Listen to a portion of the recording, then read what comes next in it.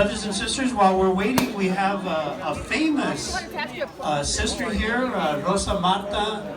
She has performed in Central America, in South America, in Portugal. She has about 5 CDs out. She has a new CD out right now. And her music is really music that tells stories about our communities.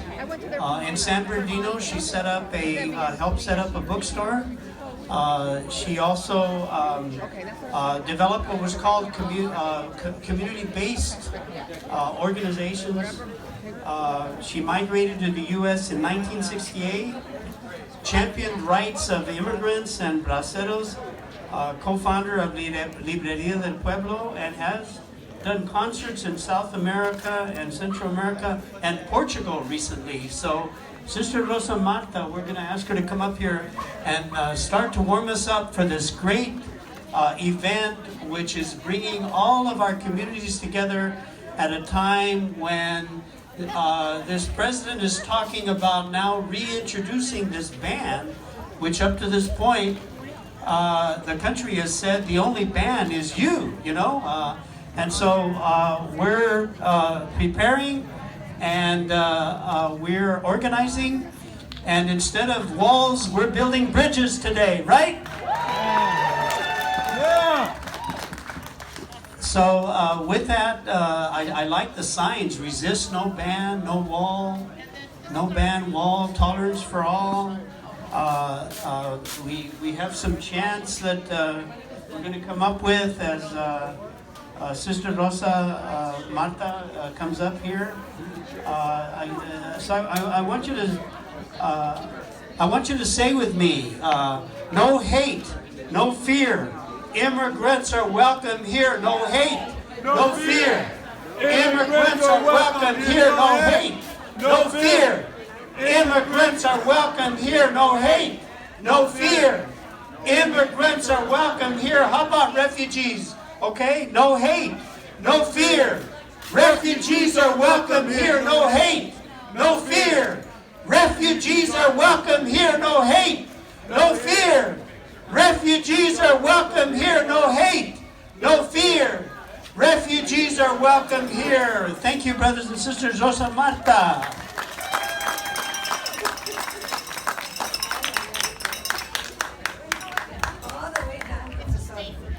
Good morning, how are you? I don't hear you, how are you? That's right. My music is in Spanish, but I think that we can get the message. I'm going to start singing a song that is called Como las Golondrinas. I saw some translator around here. Madeline, are you around? Swallow. No? Well, como las here she is. She is my savior. Come over here. Can you help me? Como las golondrinas. How many of you speak Spanish? Okay, so you are going to help me to help you. Como las golondrinas seremos libres. Say it. Como las golondrinas seremos libres. We're going to be free like the swallows. Con nuestra madre tierra seremos libres. With our Mother Earth, we will be free. Okay, it goes this way. Just a minute, please.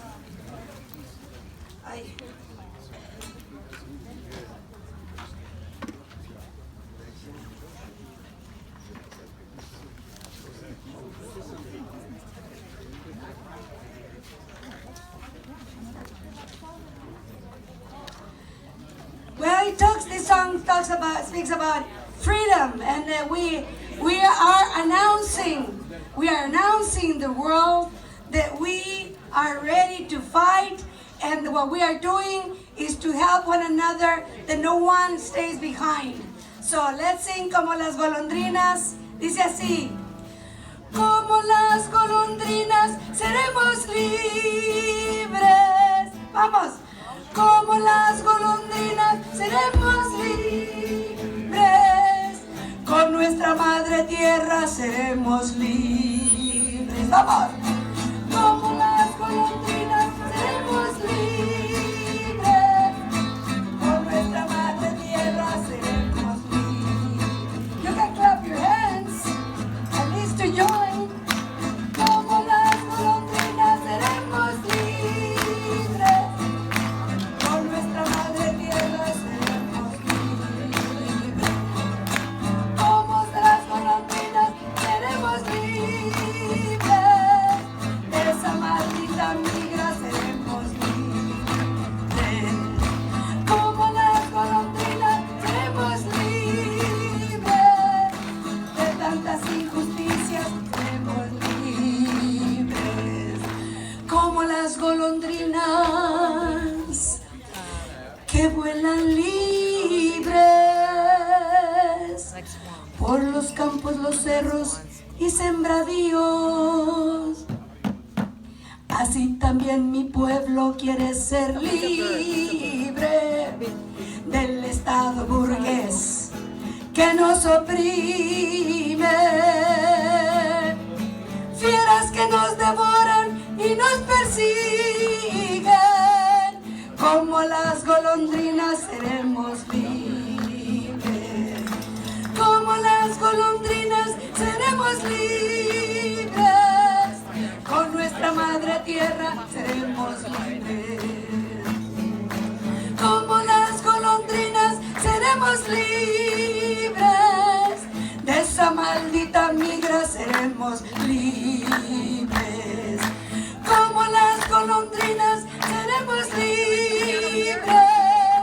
De tantas injusticias seremos libres. Golondrinas que anuncian la lluvia nueva. Anúnciale a mi pueblo la tierra libre, para que todos juntos seamos felices y nadie nos maltrate y nos esclavice. Luchamos por democracia, paz y justicia.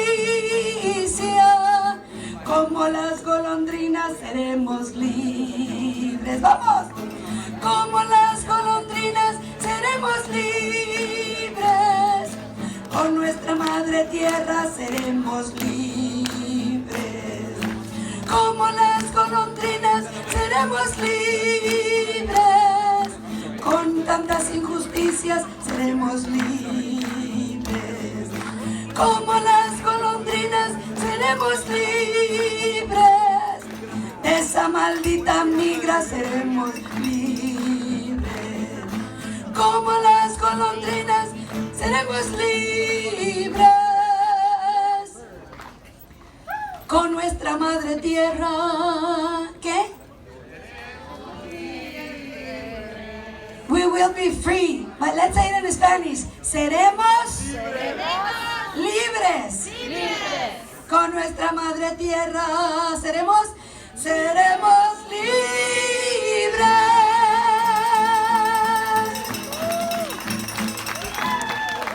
Gracias.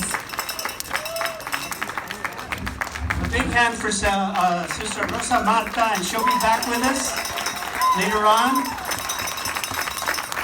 Sister Rosa Marta, what's the name of your CD? ¿Cómo se llama? Cantar y contar historias.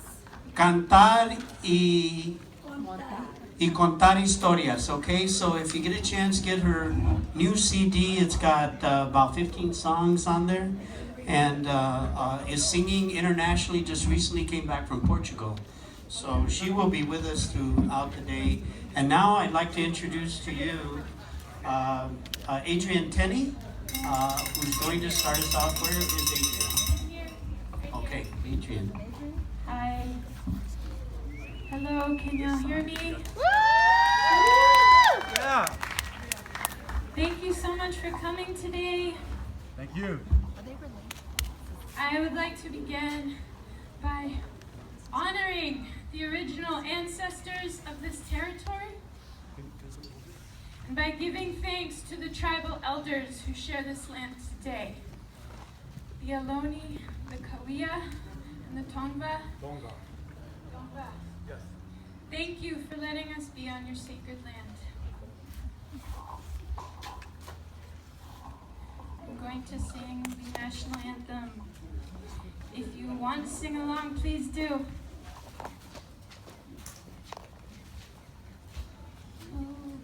Can you see by the dawn's early light what so proudly we hailed at the twilight's last gleaming, whose bright stars and bright stars through the perilous fight over the ramparts we watched were so gallantly streaming, and the rocket's red glare, the bombs bursting in air, gave proof through the night that our flag was still there.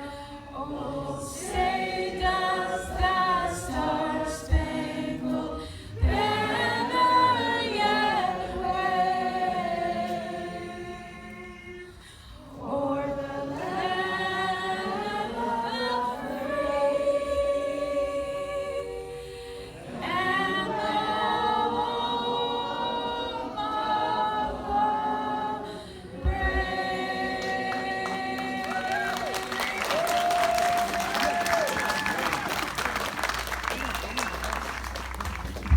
Thank you so much. Say it loud and say it clear. Refugees are welcome here.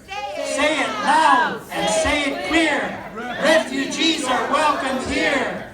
Say it loud and say it clear. Refugees are welcome here. Brothers and sisters, we are here today to say it is not wrong for us to band together to defend the rights of our refugees, our immigrant brothers and sisters, when they are fleeing from violence, from poverty, to build a better life where they contribute, we know now, 11.4 billion to state and local taxes alone. It is not wrong to open our hearts, our doors to our Muslim brothers and sisters, and to recognize the great value that they add to the culture and economic development of our communities. It is correct that we stand together, people of all colors and all backgrounds, against racism, sexism, homophobia, and the maltreatment of our brothers and sisters with mental and physical challenges. That is why we are here today in this crisis of a nation, to not blame each other, to not let fear and hatred divide us, but to build bridges in spaces and places like today and advance the many efforts throughout the country of our students, our faculty, our college presidents, our communities, our community-based organizations, our labor unions, our faith-based spaces and places, which are sacred spaces, in solidarity with our Muslim brothers and sisters today, to say to Washington, no ban, no wall. All the walls have to go. No ban, no wall. All the walls have to go. No ban, no wall. All the walls have to go. No ban, no wall. All the walls have to go. And brothers and sisters, I'm very proud to introduce to you Yousef Bhaghani, who is the co-MC with me today and has helped organize this demonstration, who is going to introduce our mayor. Yousef?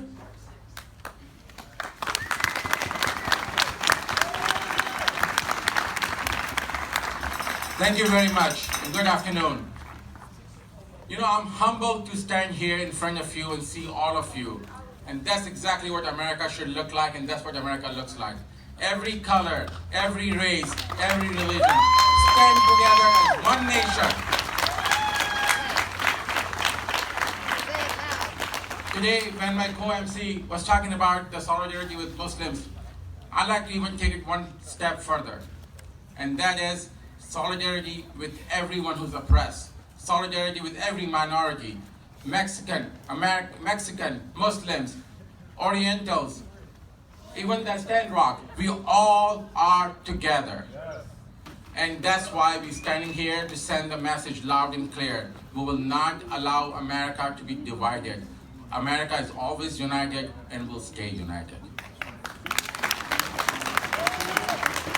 It's my honor to invite our first speaker, the Mayor of Claremont, Pedroza. Bienvenidos! Welcome to Claremont. It truly is my honor to be here and serve as mayor during this term. This city welcomes everybody, and we are a city that's accepting of everyone.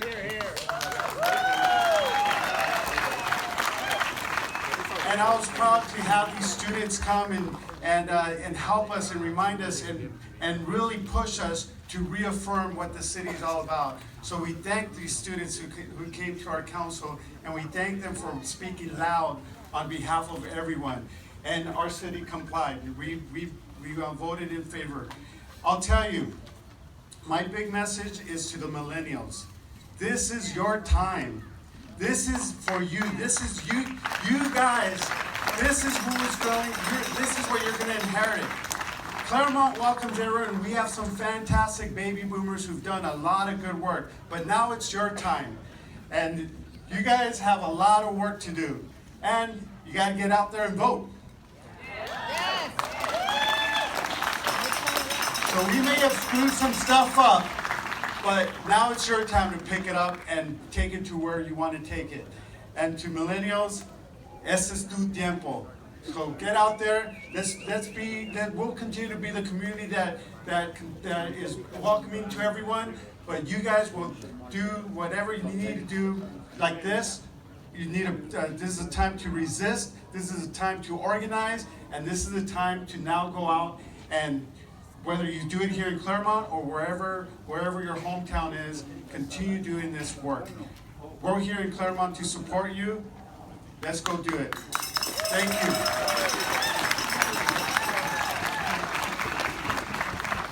We really want to thank the city of Claremont, who passed a resolution that was very clear in saying that they were defending targeted communities and including our Muslim communities. So Claremont is an example of what cities are doing throughout the country. Thank you so much. And with that, we also have the Mayor Pro Tem, Larry Schroeder.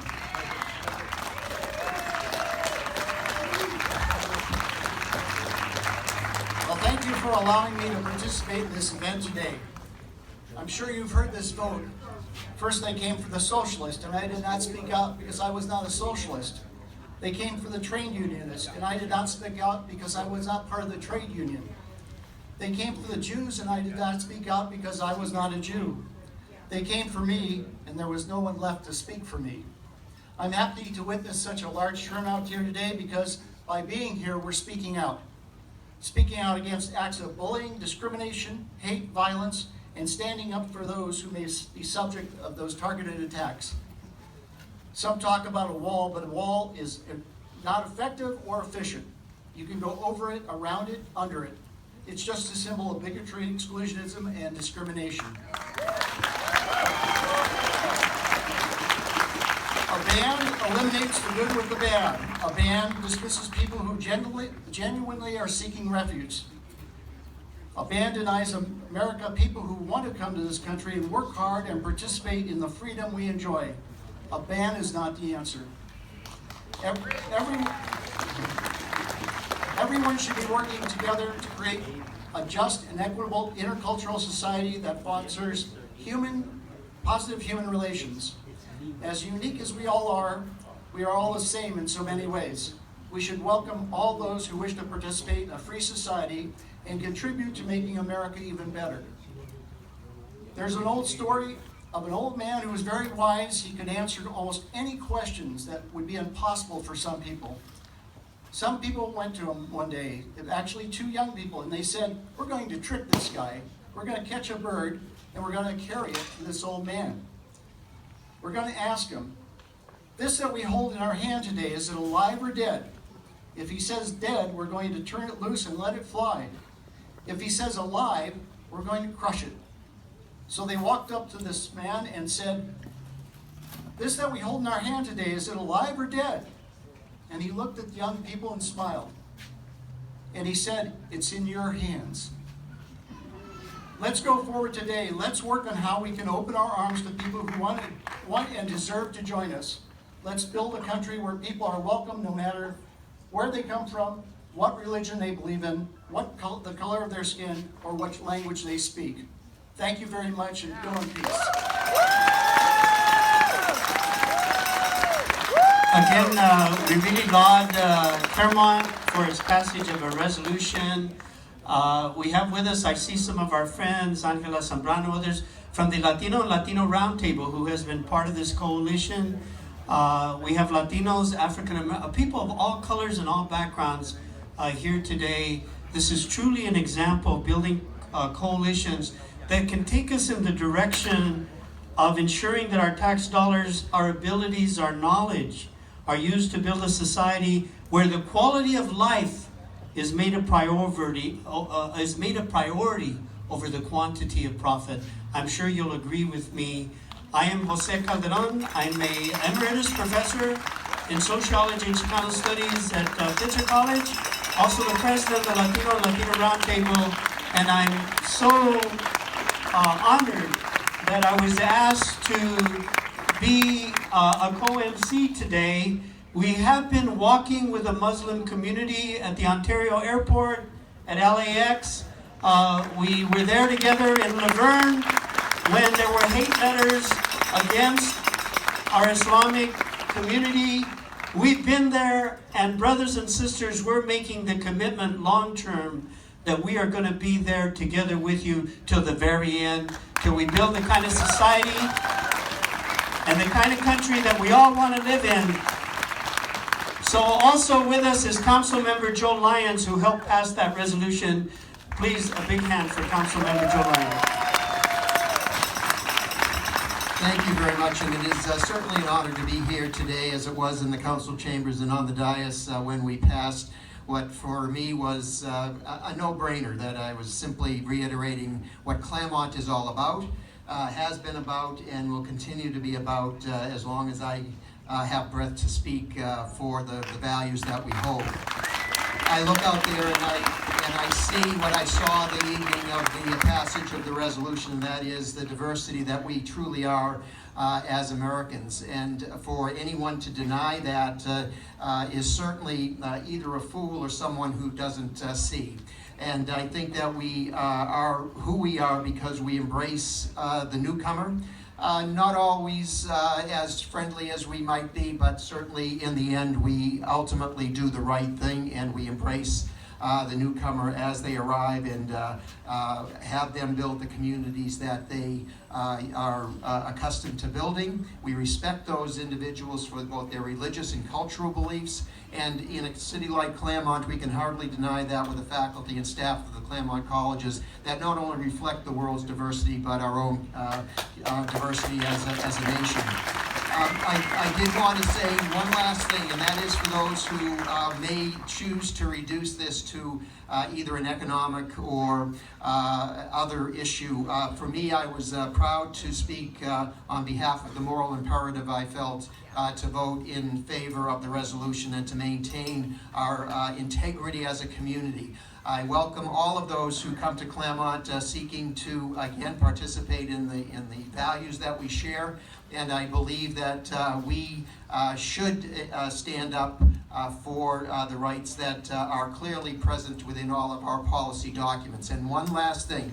For those of you who think that there is any kind of validity to the President's way of interpreting the naturalization law, there is really only one condition that has to be constantly met and we have to be constantly vigilant of, and that is that the only line in the Constitution that speaks to the word to naturalization is with a qualifier, that it must be uniformly applied.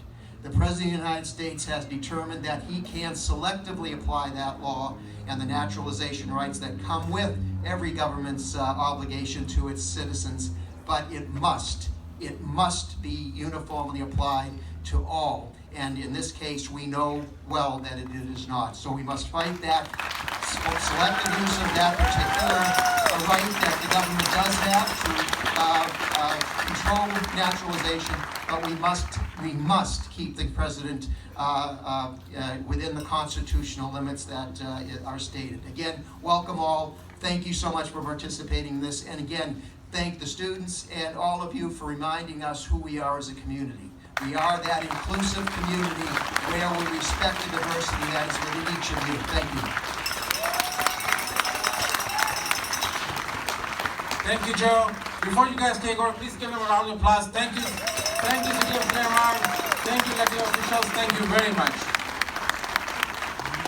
It's very important for us to make sure that we raise our kids right, because they are our future, and that's why we have our next speaker from Claremont Unified School District, our Board of Education member, Dave Nemer.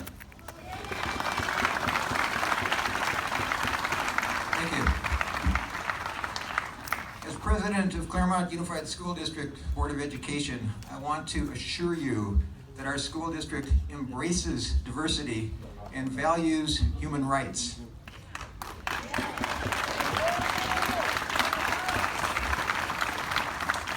Some people think of Claremont as a mostly white school district, but that is not an accurate perception. Our enrollment right now is about 34% white. We have evolved toward diversity, harmony, and pride.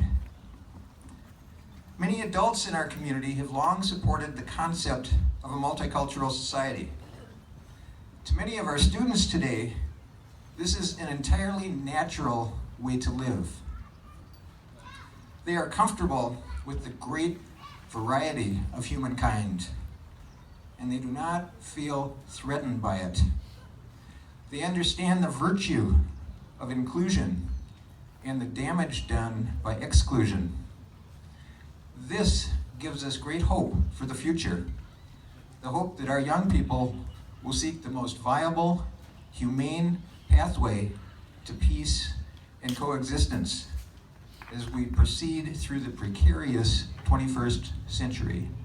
Thank you.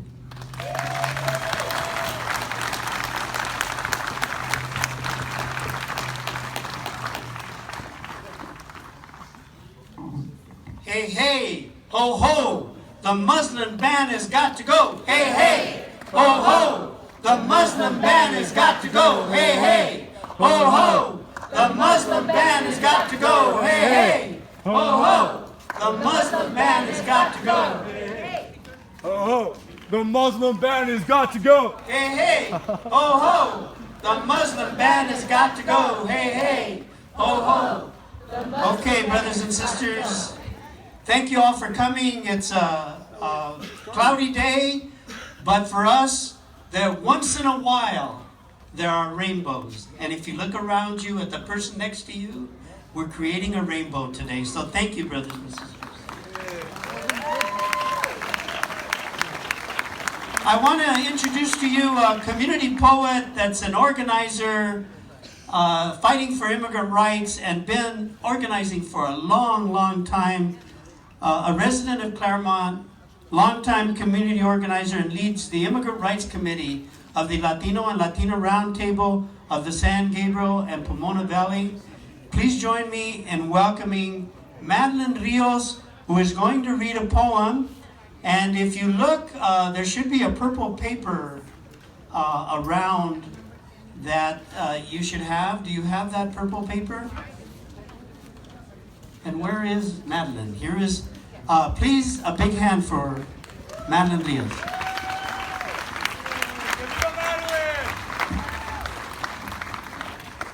Okay, so we're going to read in unison in English, and the Spanish we're just going to do the very last paragraph. It's called I Stand with Immigrants. Please join with me. I stand with immigrants. Who am I, you may ask, and why? I am the school teacher who watches her students in the vulnerability of youth cope with learning that they are branded as outcasts. I am a black nurse in Arpaio's, Arizona, who begged to no avail to unchain a woman shackled hand and foot as she gave birth, threatened by the guards that they just might take away her newborn child forever. I am Luis's widow, who never cared about politics, but loved a sweet man beaten to death by the high school thugs as they shouted out racist obscenities. I am the ex-police officer who witnessed that crime and so testified, but it didn't matter because the murderers were real Americans and Luis's family had only been here for 20,000 years. I am the interpreter who came home in shock after witnessing justice abused as innocent workers were railroaded on felony charges of identity theft. I am the Irish nun whose food pantry couldn't keep up with the hunger unleashed by the raid. I am the rabbi who scrambled bacon into her morning eggs because kosher meat from agri-processors tasted to her like swine. I'm a child in a first grade class, unable to focus on anything but the row of empty seats where my friends now gone sat yesterday. I'm a young girl born on this soil being raised by my aunt, who gets to talk to my parents once a month on a video call as they film me asking the president how he could do such a thing when his two daughters are about the same age as I am. I'm a child who went to a park one day and saw my father shot in the back 7 times with rubber bullets by the LAPD because he had a camera in his hand and dared to document their swinging billy clubs. I am the son or wife or fellow worker, or sometimes even the employer of Juan or Meilin or Hassan. I stand with immigrants for the simplest of reasons that comes from deep in my gut. I stand with immigrants because they are a part of the food I eat, of the clothes I wear, of the sounds I hear, of the web of life around me. Your walls and tent cities oppress me. Your debates over what to do about them alienate me. I want no part of your war against the gardeners, of your hatred to those who will surely be your own great-grandchildren. I want freedom now for my people, freedom to work, freedom to move, freedom from fear, freedom from hate, freedom to participate, freedom to grow and learn and live fully. I stand with immigrants. Who am I, you may ask, and why? I am a man or a woman born into this time and space, into this finite gift given to each of us by our Creator. And I stand with immigrants simply because they are not them to me, because they are a part of my world, of my heart, of my we, of my now, of my us. Camino con los inmigrantes simplemente porque no son ajenos a mi ser, porque forman parte de mi mundo, de mi corazón, de mi respiración, de mi presente, de mi mente, de mi nosotros. Thank you. Thank you very much. Yes, indeed, we do stand with immigrants. You know, this is a rally, but it doesn't sound like one. I don't hear you guys loud enough.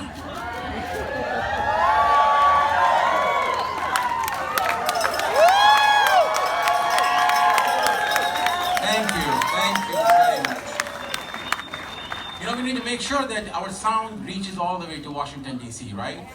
Yes. And we have to be loud at every stage, every place. So just stay loud and make sure that everyone who comes up, they can hear you so they can take the message all the way to D.C. Yeah. Okay. Thank you. The next speaker we have is from Los Angeles County Board of Supervisors, from Norma Martinez office, Hilda Solis.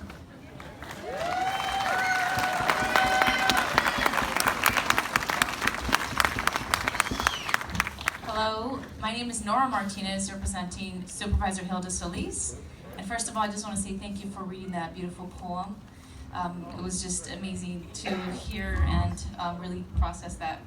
And I'm here to read a statement on behalf of Los Angeles County Supervisor Hilda Solis. Good afternoon, everyone.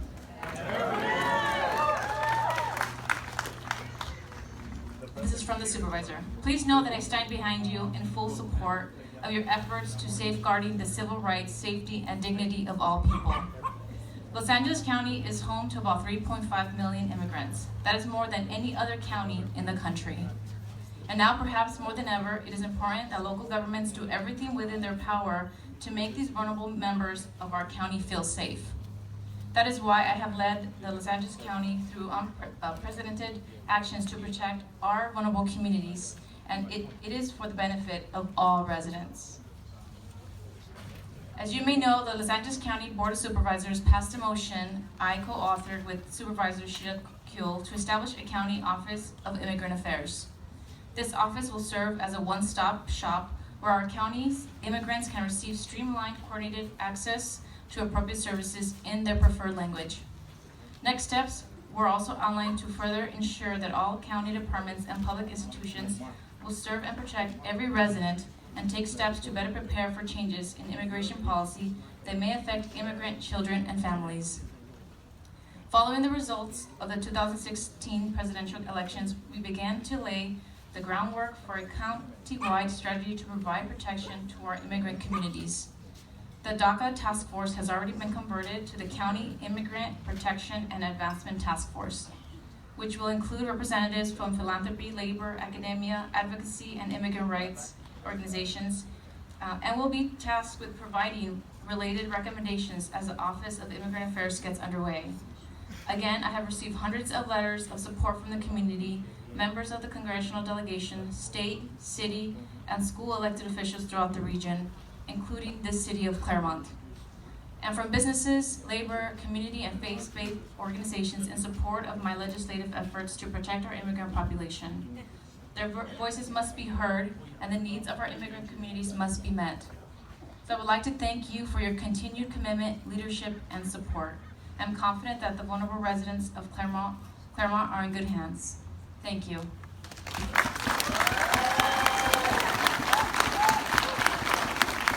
¡Que viva Hilda Solis! ¡Que viva la mujer!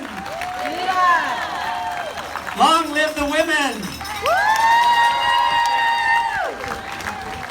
Don't give in to racist fear. Immigrants are welcome here. Don't give in to racist fear. Immigrants are welcome here. Don't give in to racist fear. Immigrants are welcome here. Don't give in to racist fear. Immigrants are welcome here.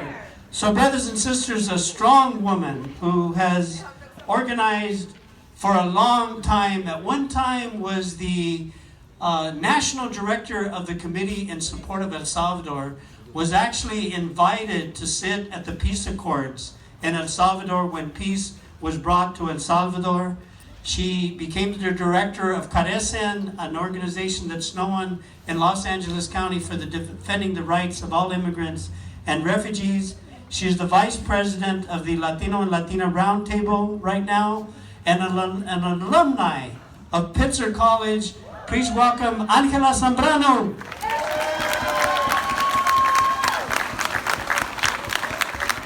How's everybody? You feel warm?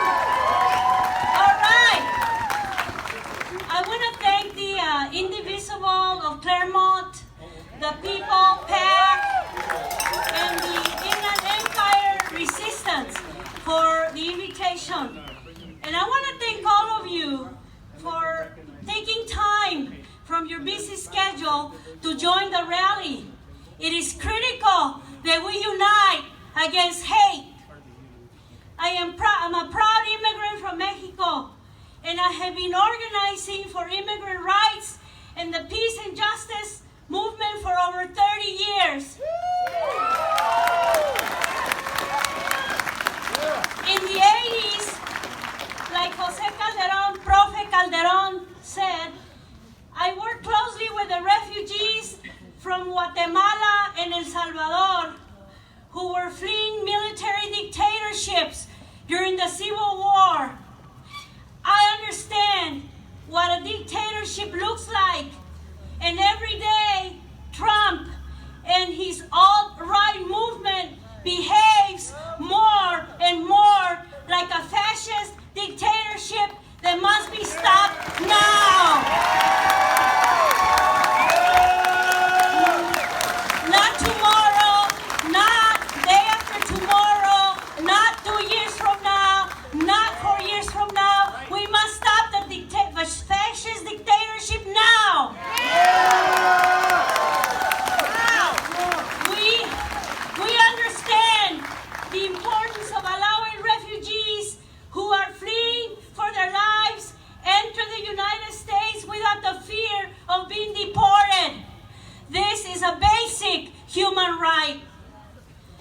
is why I strongly oppose President Trump's executive orders to ban Muslims from entering the United States. That is why I oppose President Trump's position to build a wall. And the deportation enforcement policies announced by the Secretary of Homeland Security, John Kelly, last week. The regulations and activation of Secretary Kelly's enforcement policies are in fact a declaration of war against children, against women, against men, against elderly and immigrant families. Last week, you all heard, maybe you heard about ICE, the Immigration and Customs Enforcement, ICE, went into a hospital and arrested a woman that was scheduled to have brain surgery. They went and arrested her from the hospital and took it back to a detention center in Texas. And this is just the beginning. Demonizing and banning refugees who are fleeing from for their lives is un-American. Criminalizing immigrants and separating immigrant families is un-American. Building walls is not going to make us safer. Closing our borders to refugees and immigrants fleeing devastation and war is against the law. It is wrong, and it is morally indefensible. We will resist the implementation of outrageous policies to ban Muslims, to deport immigrants, and to build walls. We make that pledge, and we say that people united will never be defeated. The people united will never be defeated. The people united will never be defeated. Gracias. Jamás será vencido. Come on, everyone, let's do it. El pueblo unido jamás será vencido. El pueblo unido jamás será vencido. El pueblo unido jamás será vencido. ¡Viva el Zambrano! Thank you. I should call him up on the stage. Indeed, united, we will not be divided. Thank you very much. Angela, you really fired up the stage. Thank you very much. Thank you. Yep. The next we have over here is Mark Hansen from a Congresswoman Norma Torres' office. Mark Hansen. Hi, thank you. It's an honor to be here. I stand with immigrants and refugees. Who am I? You may ask, and why. Thank you so much for your poem. I stand with refugees and immigrants today on behalf of Congresswoman Norma Torres, who herself came here when she was 5 years old from Guatemala, and has at the core of what she's doing in Washington, pushing back and resisting to all of the hatred and the hate-filled policies that we're seeing coming out of Washington. So it's an honor to be here. This is truly what America looks like. This is California values in action. It's a pleasure to be here with my parents, and my son and my wife are here. And this is just an amazing display of love, and that love will trump hate, but we have to get active. So thank you to the Indivisible groups that have hosted this event, Indivisible Claremont, Resist Pomona, now Indivisible Pomona rather. These are groups that are getting active, they're knocking on doors, they're getting to know people out there, people who are with us now, people who will be with us soon when we start to have conversations. So reach out, stay active, be visible. There's no time like right now to demonstrate through action and being present and visible that there's love out there and that people will be taken care of. The vulnerable people who are feeling more anxiety now than maybe they've ever felt before do have people to rely on, and that's you. I just want to close by saying I wish you guys could see you. This is beautiful.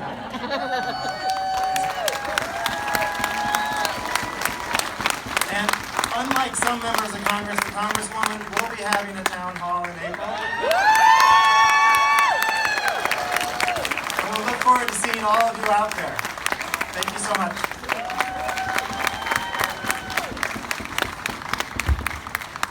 No hate, no fear. Immigrants are welcome here. No hate, no fear. Immigrants are welcome here. No hate, no fear. Immigrants are welcome here. No hate, no fear. Immigrants are welcome here. No hate, no fear. Immigrants are welcome here. Brothers and sisters, I have to tell you, Rosemary's here, Moises is here. A lot of people in the Latino community who have been working and marching right alongside the African American community. We know what Black Lives Matter is all about. And brothers and sisters, this is an example of building the kind of unity that is based on trust, because we're not just talking about it. The next woman is with us. We've been there together marching. We've developed that kind of trust to build the kind of society that we all want to live in. I want you to welcome the Pomona Valley president of the NAACP, instrumental in developing the NAACP of Pomona Valley, and has collaborated with all the diverse communities in our region. She helped develop the National Council of Negro Women, the League of Women Voters of Claremont, has worked with Pomona Unified School District to develop a plan of students so that they don't drop out, so they go to college. She's on the Social Justice Advocacy Project. Please welcome Jeanette Ellis Royston.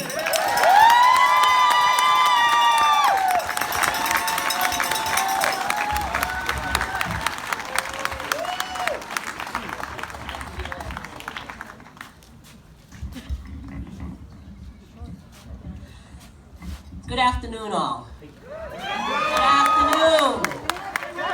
We're outside, so we're going to use our outside voice. We're going to start off with, I don't have to tell you who I am. You already heard who I am. Most of you have seen me already in the community. I'm going to go for it. What do we have?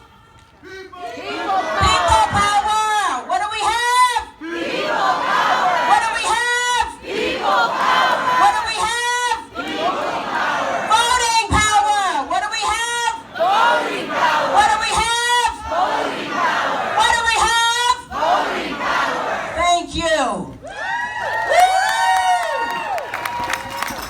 Mr. Trump, we're standing, letting you know that you do not scare us. We've been here before. We have been here before. You do not scare us. We are not paranoid. You are not going to put fear in our hearts. We are going to allow the immigrants to live and to build wherever they want to. We are going to allow Latinos to live and go to school wherever they want to. This is a human right. This is not one of your paranoia thinking. Take your paranoid thinking and your crony cabinet out of the White House. Move it. I said move it. We say move it out of the White House. You have undermined our electoral system. You came to us with lies after lies, day after day. It sounds and it appears to be a soap opera. This was not a campaign. This was a soap opera. Every day it was something different. Tune in to listen to see what Trump is all about today.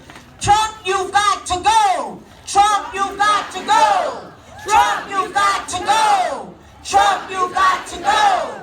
You have undermined our democracy. You have undermined all of our voters. You have got to go, Mr. Trump. You have got to go, Mr. Trump. We are not afraid of you, Mr. Trump. As I say, we've got what? People power. What have we got? People power. What do we have? Voting power. What do we have? People power. Mr. Trump, you've got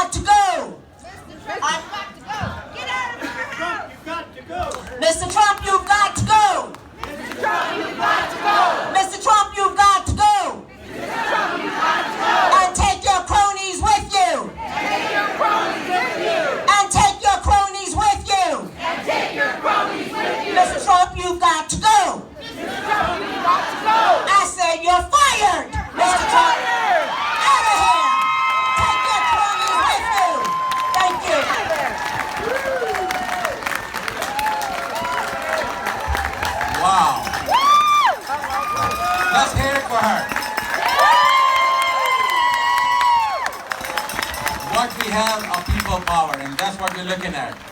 Thank you very much. The next speaker we have here is from Chaplin University of Laverne, Zandra Wagner. Please put your hands together for Zandra Wagner.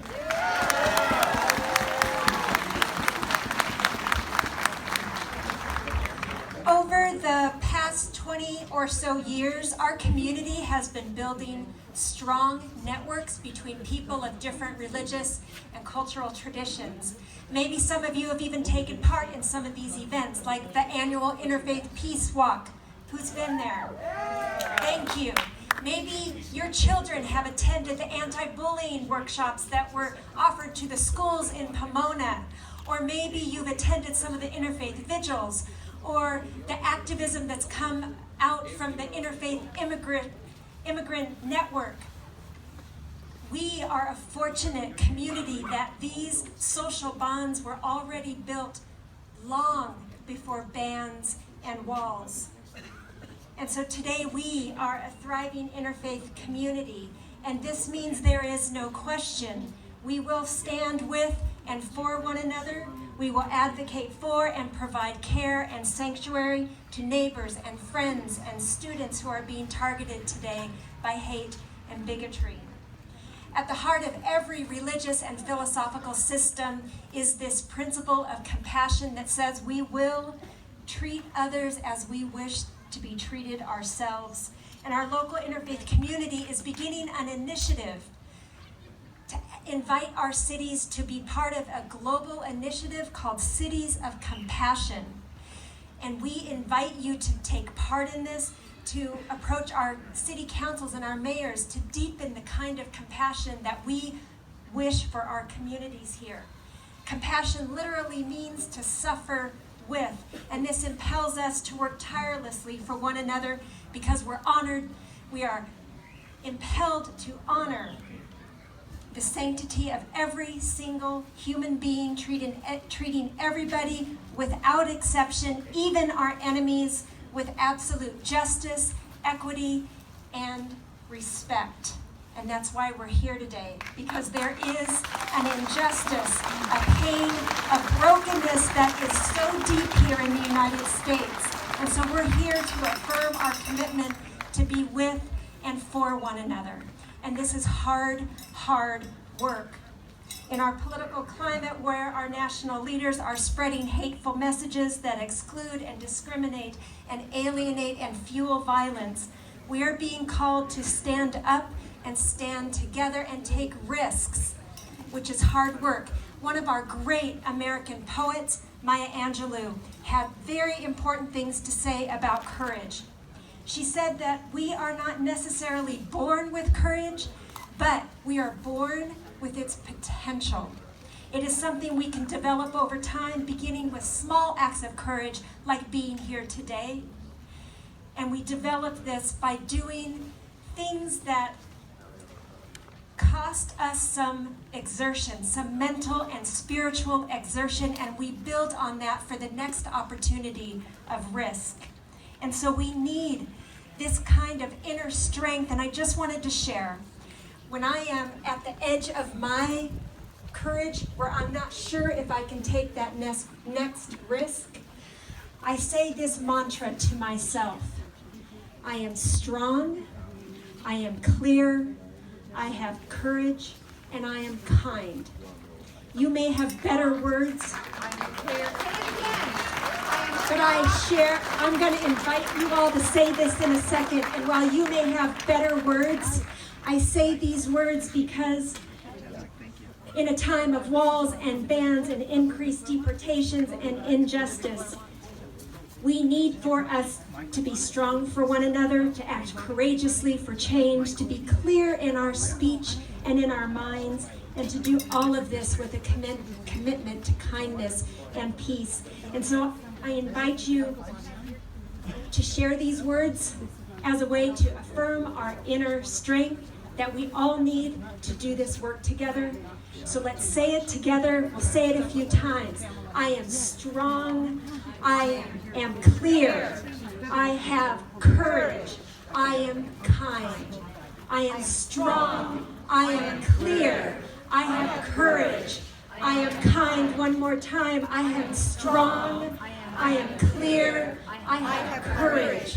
I am kind. And this is what community looks like.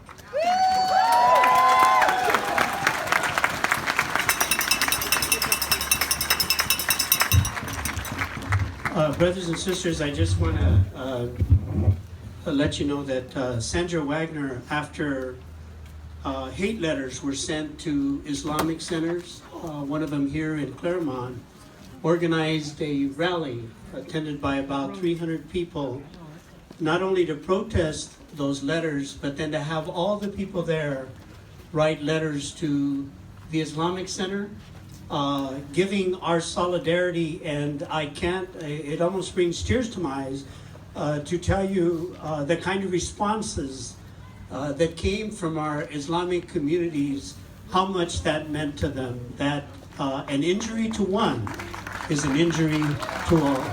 So thank you, Sandra.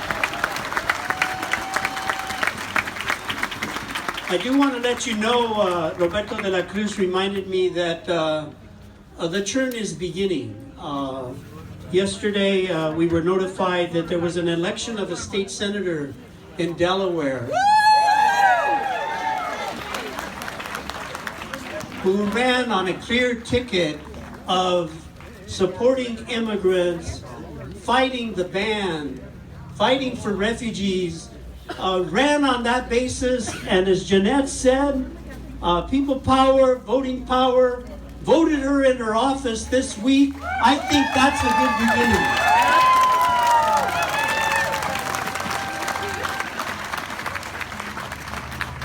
So we always yell, education, not incarceration. Education, not incarceration. Education, not incarceration. And so, brothers and sisters, with that chant, we have with us a brother who is a professor at California State University of San Bernardino at the Department of World Languages and Literature, a PhD in Islamic Studies from UCLA, Danny Dury.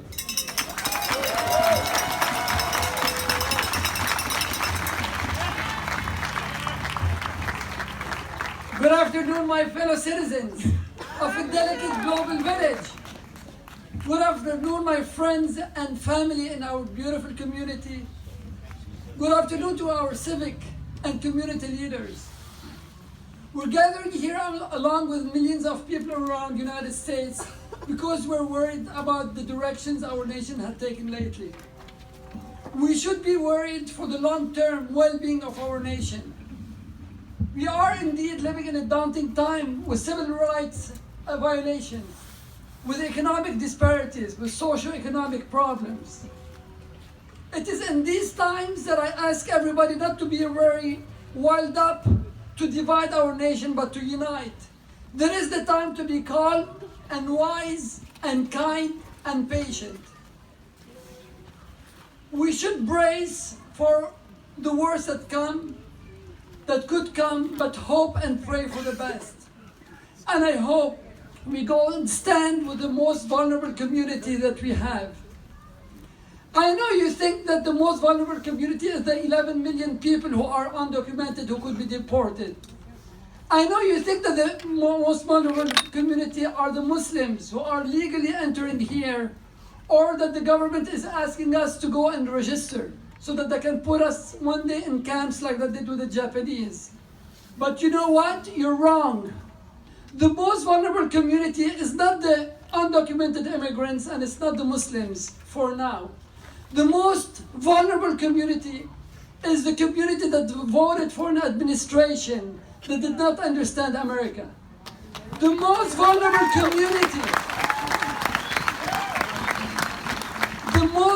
community is the community that is not having the opportunity to get educated or to move up the ladder, so that can be disenfranchised and taken away to become more fascist, more intolerant, and more unkind.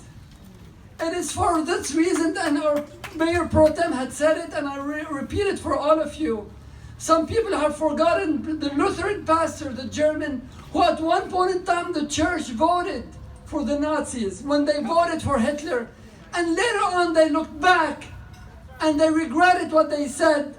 And instead of reading the whole thing, when people didn't think about the socialists or did not think about the trade unionists and did not think about the Jews, and there are other versions of the same speech when they did not think about the Jehovah's Witnesses, and then later on said, what in the world have we done to our nation in that time in Germany?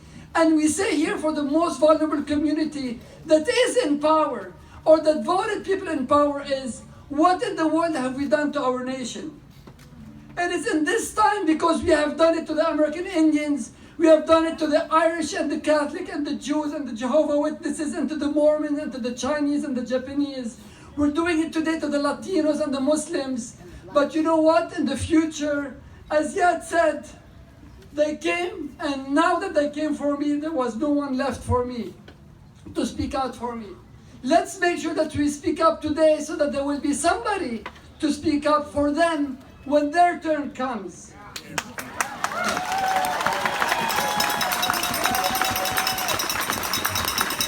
It is not time to divide. I came from Lebanon where civil war, where people came and killed each other. This is the time to unite and to reach out to the most difficult people to talk to, those who are against you.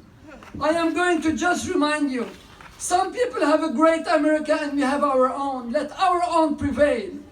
Our great America is the kind America, the fair and the just and the compassionate and the tolerant and the forgiving America. This is what makes America great. Our America is a civilized America and a moderate America. It's a benevolent and a generous America. And most of all, in this great community, a community that has several universities and great school districts and great community colleges, it's an America that educates. And you know what? America that educates will remind people who don't know about the band. I'm going to tell you, and the band's on the wall.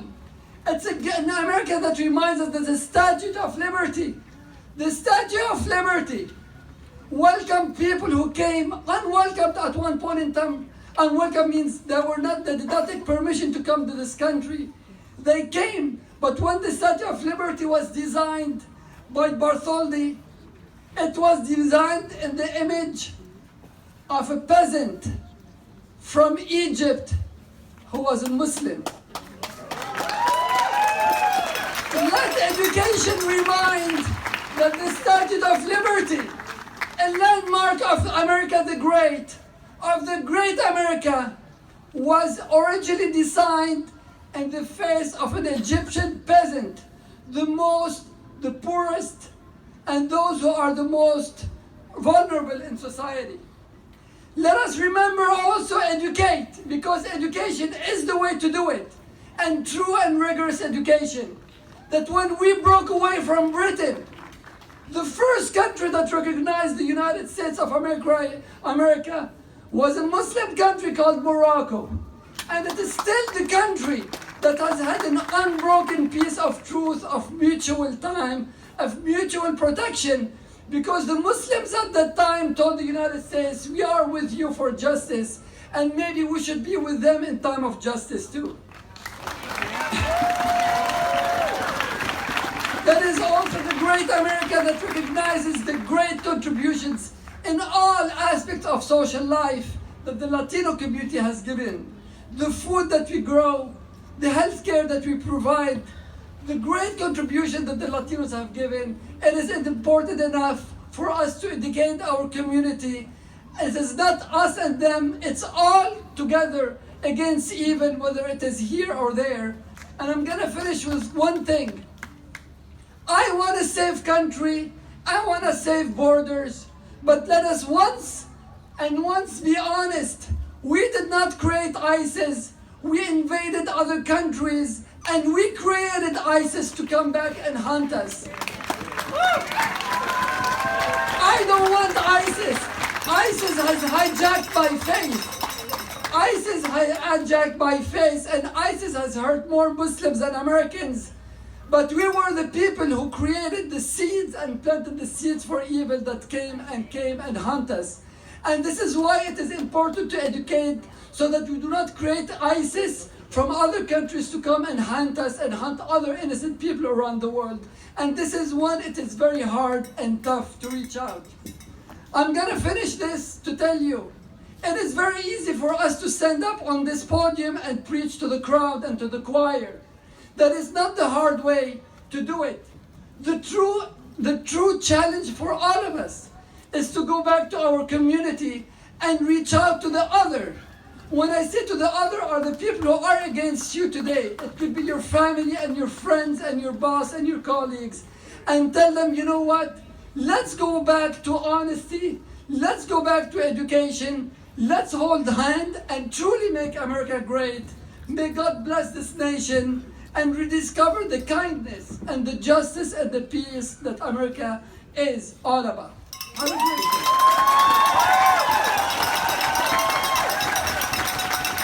Tell me what democracy looks like. This is what democracy looks like. Tell me what democracy looks like. This is what democracy looks like. Tell me what democracy looks like. This is what democracy looks like. Tell me what democracy looks like. This is what democracy looks like. You know, I honor the students who are here, Jacqueline, all the students from the colleges and everywhere, who after the election of Trump organized a demonstration overnight of over 1,000 students. I honor you. The organizers are standing right here in front. I honor the babies in the back. We have our it's cold, but the babies are here. The children are here. I saw them walking with the signs, Que vivan los niños. And like you said, Professor, there are many marches coming. We urge you to take this and do this in every city. We want to announce that on March 11th, in Upland and Rancho Cucamonga, there will be a march. It's called a We Are Better Than This March. 24th in Euclid at 10 a.m., march to Foothill down Euclid, doing the same thing we're doing today. Thank you, organizers. Don't forget March 11th in Upland and Rancho. Yeah. Yeah. And I want to thank the faith-based community. There are 500 churches that have just declared they are going to be sanctuaries. They're building houses. Yeah. In Los Angeles, they're building houses and they're signing up people. They have over 100 houses right now that are going to serve as the underground homes, like we did during the period of slavery. We thank the faith-based community today. We're on Facebook Live, but we are here in Claremont right now. And with that, again, I want to introduce Rosa Marta Zarate Macias, who has developed community-based communities throughout San Bernardino, and again is known through internationally, has had recent concerts in Central America, South America, and Portugal. Please welcome Rosa Marta.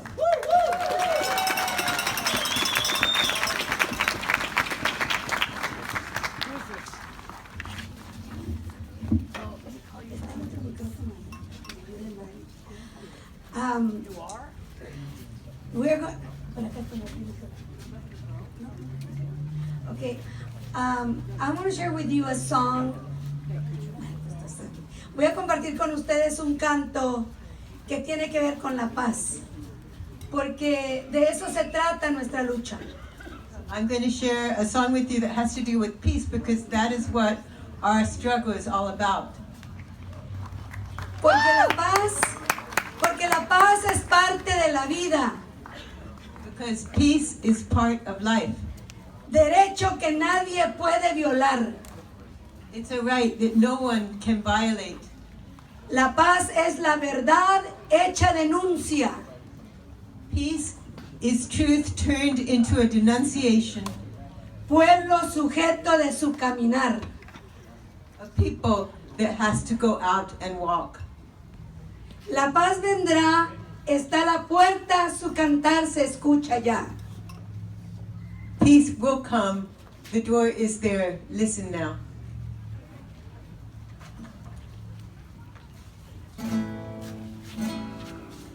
Porque la paz es parte de la vida, derecho que nadie puede violar. La paz es la verdad hecha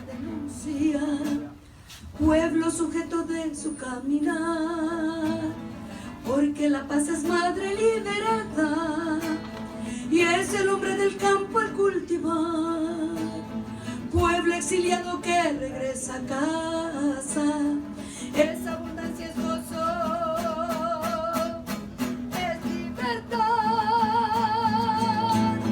porque la paz es tener tierra, techo, pan y dignidad, es la cultura y el derecho a conducir nuestro destino, nuestra historia, nuestro andar.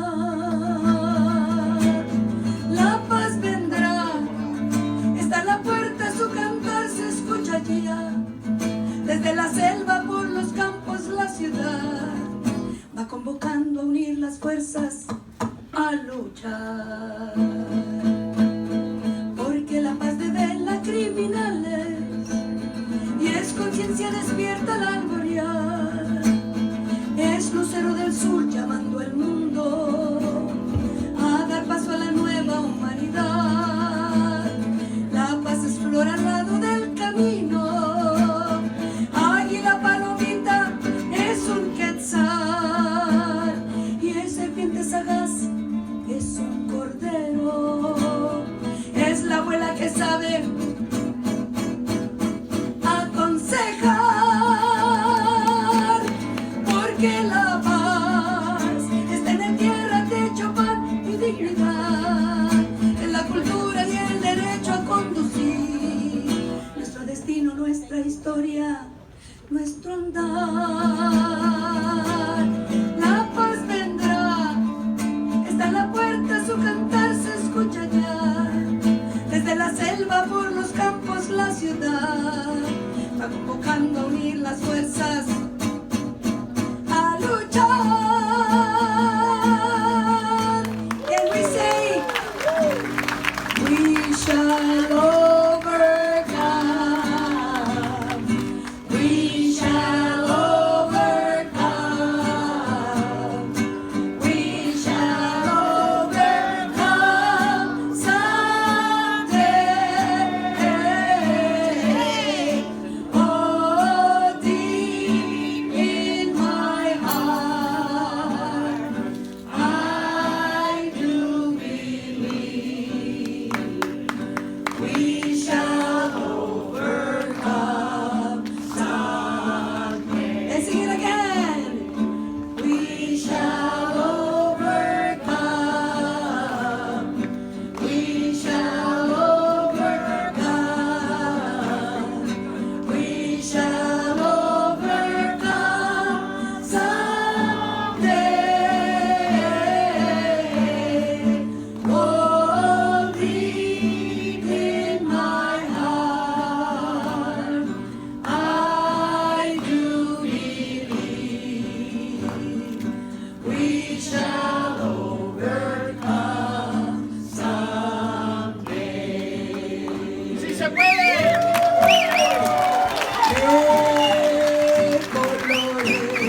De colores son los pajarillos que vienen de afuera.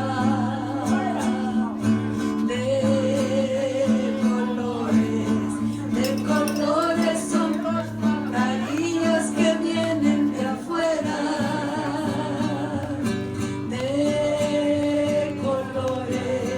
De colores es el arco iris que vemos lucir, y por eso los grandes amores de muchos colores me gustan a mí, y por eso los grandes amores de muchos colores me gustan a mí.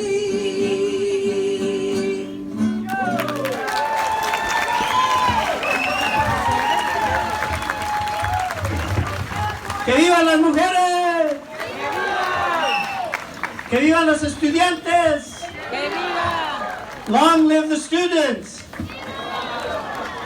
Long live our elders! Long live our families! And long live our unity! So brothers and sisters, we have something very special. And I know it's cold. But I want you to remember that in South Dakota, it's been very cold. And our indigenous brothers and sisters have been fighting a pipeline there. And through the snow and through the bad weather, they have endured.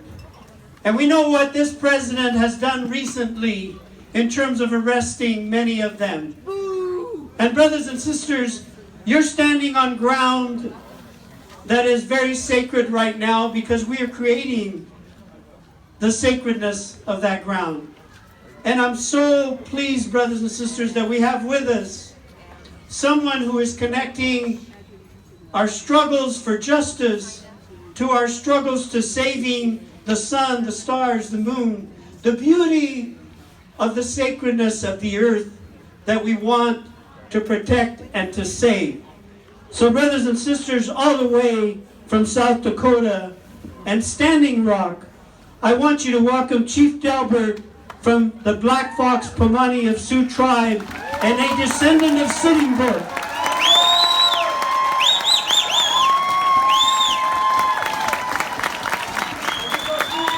Thank you. Wow, this is beautiful. Yeah, thank you. We have a really, really beautiful day here to hear all the beautiful words. And long time ago, we Native people from this land, we are people of the earth. And long time ago, they came into our country here, and we welcomed them. We fed them. We give them a place to stay.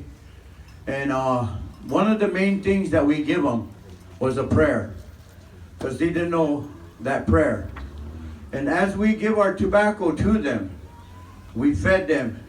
They went and they did a lot of bad things to my people, the Native people here of this land.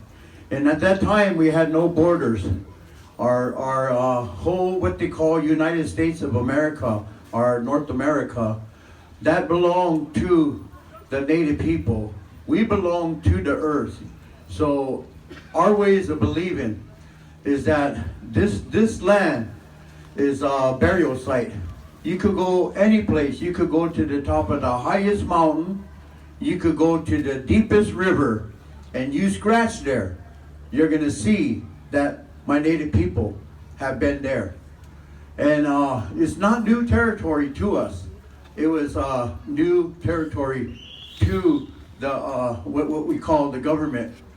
And as people came into our land, people seeing that we had some of the best wealth around the world. And there was like maybe 100 million of us that they slaughtered.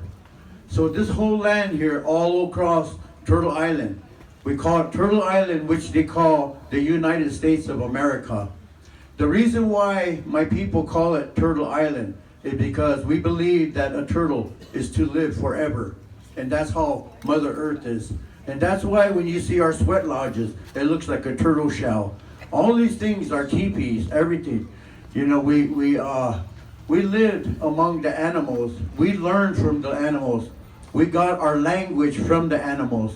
So I stand here in front of all the people here, and I talk for that tree. I talk for those birds. I talk for the four-legged. I talk for these plants. They don't know how to speak the language that we speak to each other. So I took it upon myself to travel around to talk for them. And one of the main talks that I do is about the water. Mini Wichoni. It's water of life. So that water of life, I want to tell each and every one of you. Maybe some of you don't know it, maybe some of you do.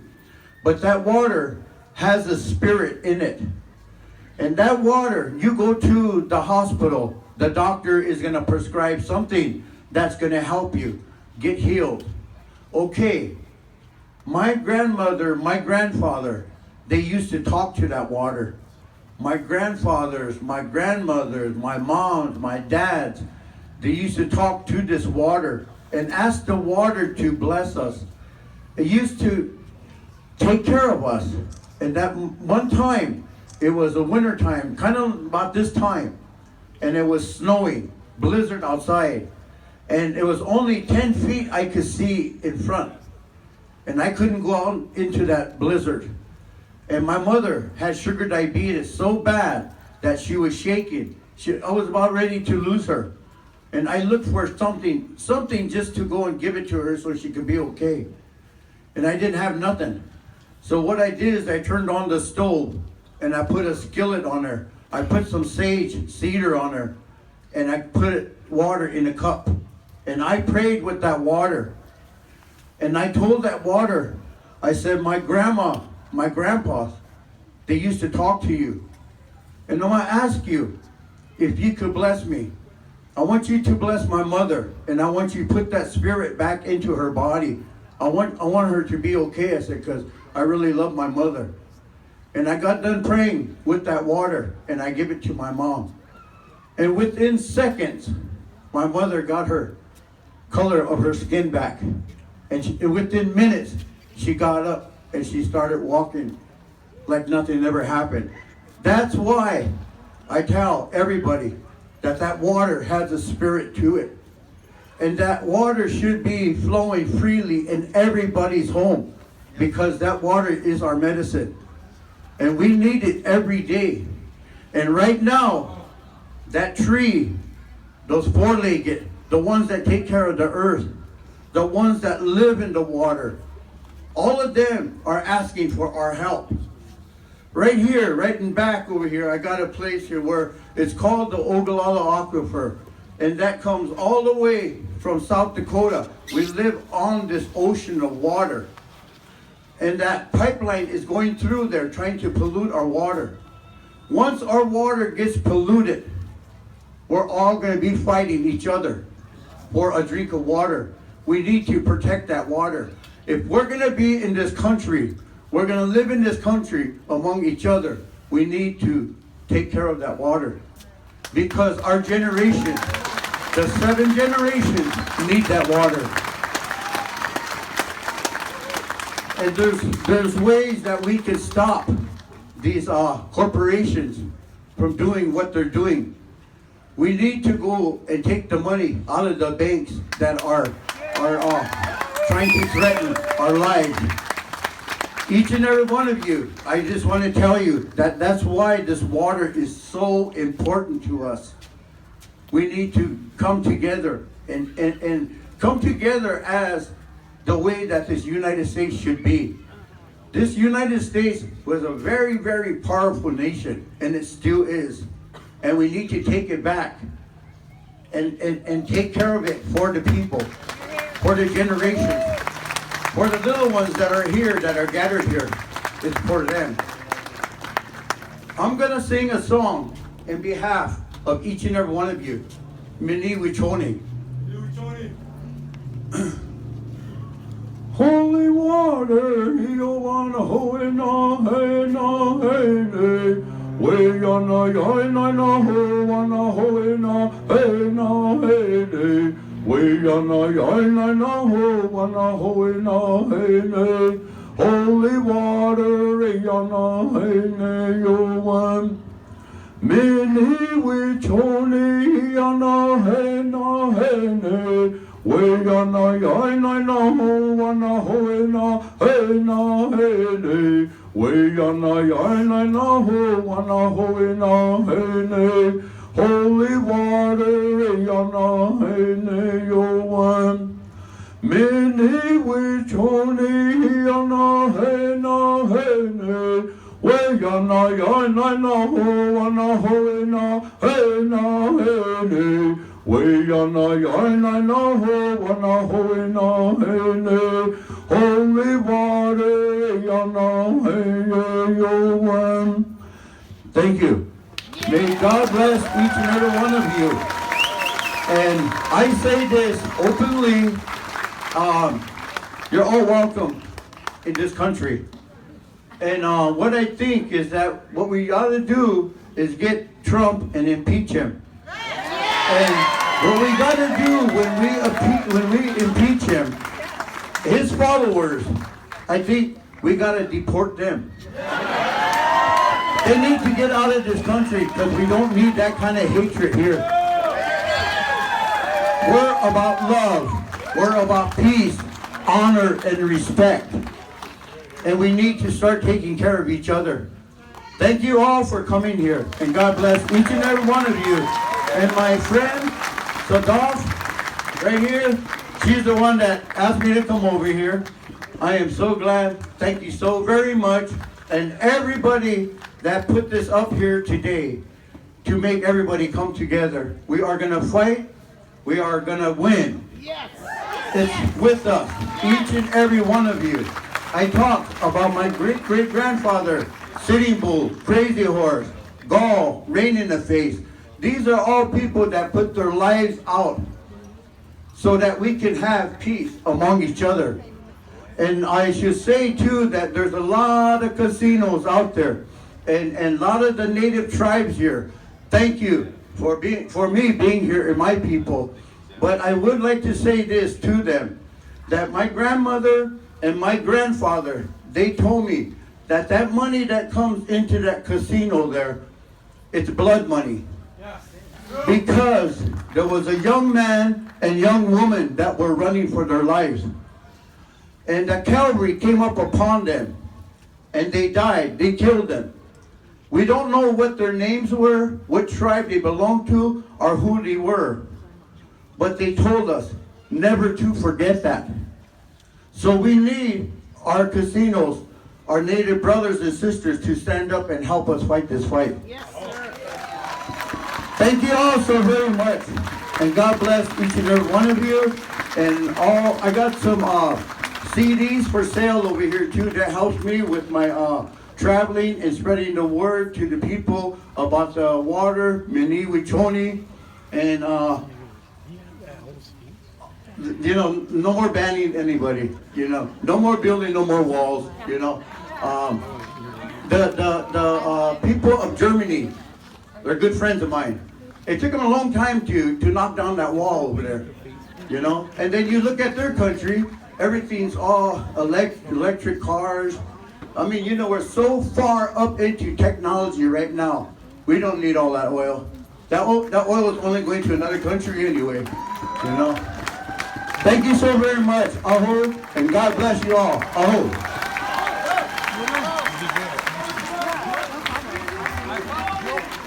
Mini Bhaghani.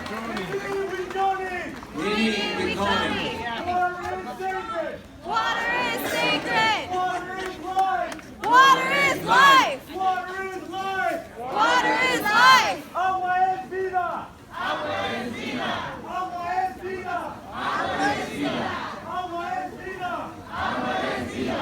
Water is life. Water is life. Mini Wishoni. Mini Wichoni. Thank you very much. Thank you, Chief Delbert. Thank you.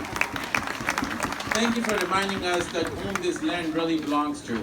So anyone who does not like immigrants, they can pack their bags and go back. But I'm staying here. Thank you very much. The next speaker I'd like to invite, she's the president of Muslim Student Association of Cal Poly Pomona, Sister Nishat Anzul.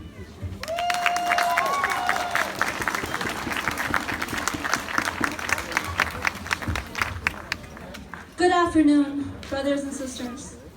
I want to thank Maliha and Selena for inviting me and giving me the opportunity to speak on behalf of the Muslim Student Association at Cal Poly Pomona. The organization that I run strives to dispel misconceptions and stereotypes of Muslims by engaging youth from other communities in our discussions. By looking around today, I see a diverse group of people here. It's truly uplifting to see all of you here, and on behalf of the students at Cal Poly Pomona, the Muslim students at Cal Poly Pomona, I want to thank you for your support for the Muslims in Southern California, as well as outside of it. As I look around,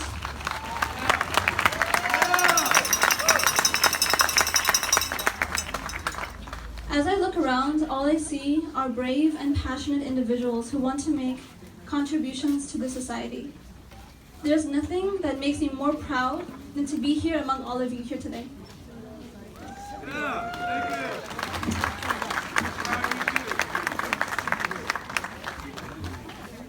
Islam is a religion that recognizes diversity as a blessing. There is a chapter in the holy book of Islam, the Quran, in which God states that among his signs is the creation of the heavens and the earth, and the variations of our languages and our colors. And indeed, in those signs are signs for those of knowledge. Clearly, in Islam, diversity is a beautiful concept and reality. Thank you. Like many of you here today, what drives me and fuels me to come to these rallies is my anger for what is happening to our communities.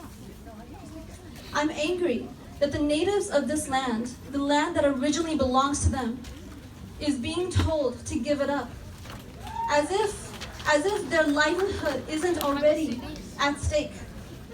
I'm angry that my Black brothers and sisters are scared for their lives because they can no longer trust the very people who are supposed to protect them. I'm angry that the immigrants, that this nation, a nation that has been built on the backs of immigrants, is now saying, get out. I'm angry that my friends in the LGBTQ community are being attacked just for being who they are. Thank you.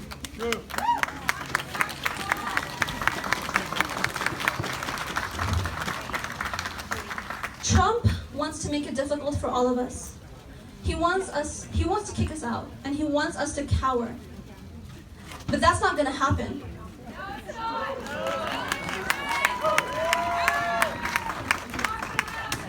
I don't know about you, but I'm not leaving, and so aren't you. We are going to continue to fight.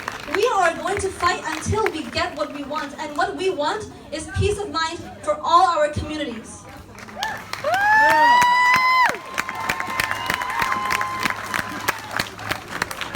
We deserve better, and we demand better.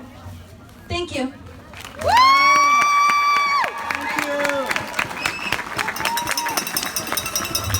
No ban, no wall. All the walls have to go. No ban, no wall. All the walls have to go. No ban, no wall. All the walls have to go. No ban, no wall. All the walls have to go. No ban, no wall. Thank you, brothers and sisters, for staying through the rain. And we're asking you for a small sacrifice. Water is life. To continue our program.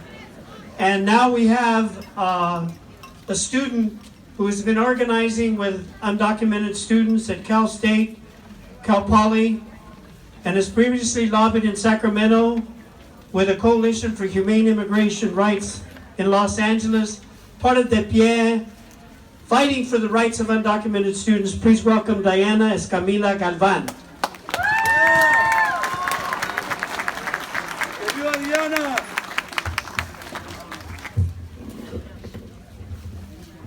Okay, I didn't really prepare anything, so I'm just gonna roll with it.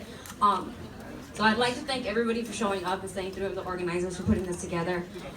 Just a short little testimonial of what I've lived through as an undocumented American, because I am American. Thank you. I came to America when I was 2.5, and I've lived here forever.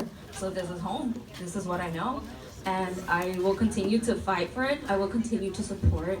I love Planned Parenthood because they don't deny access based on your income, based on, well they do, but based on your immigration status and stuff like that. So I will continue to fight for those types of services. I will continue to organize with my community. And I'd like to thank you all for doing the same. And I hope that we stand together for the next 4 years and let's get them out. Like, this is not okay. This is not normal. This is not how it should be.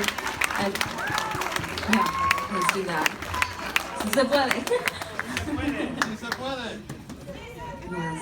So I'd like to conclude with saying thank you again for staying through the rain, and si se puede.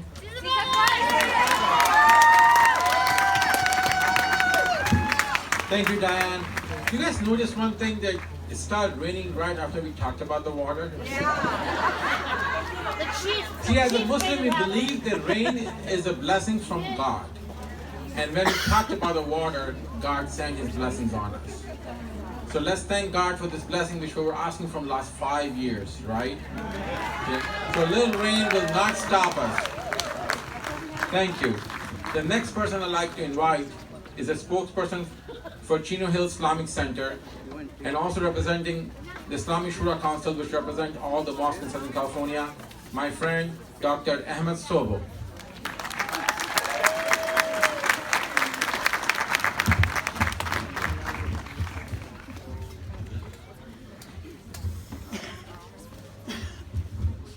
Good afternoon, everybody. Hoping that it's not going to start raining in Trump, because we've been talking about that all the time. So hope that doesn't work all the time. It's my pleasure and honor to be standing before you. It's my honor and pleasure to share this stage with these esteemed people and speakers. It's a blessing that we are here today. And for the next few minutes, I'd like to share with you something from my heart. You know, when challenges face us, sometimes it breaks people. Sometimes it devastates people. But also sometimes, or many times, it brings people together. And sometimes it brings the best out of people. If you're standing in my place right now, you know what I'm talking about. As you are the best of humanity. Because of you and because of people like you, I never and will never lose hope in mankind, or womankind for that matter.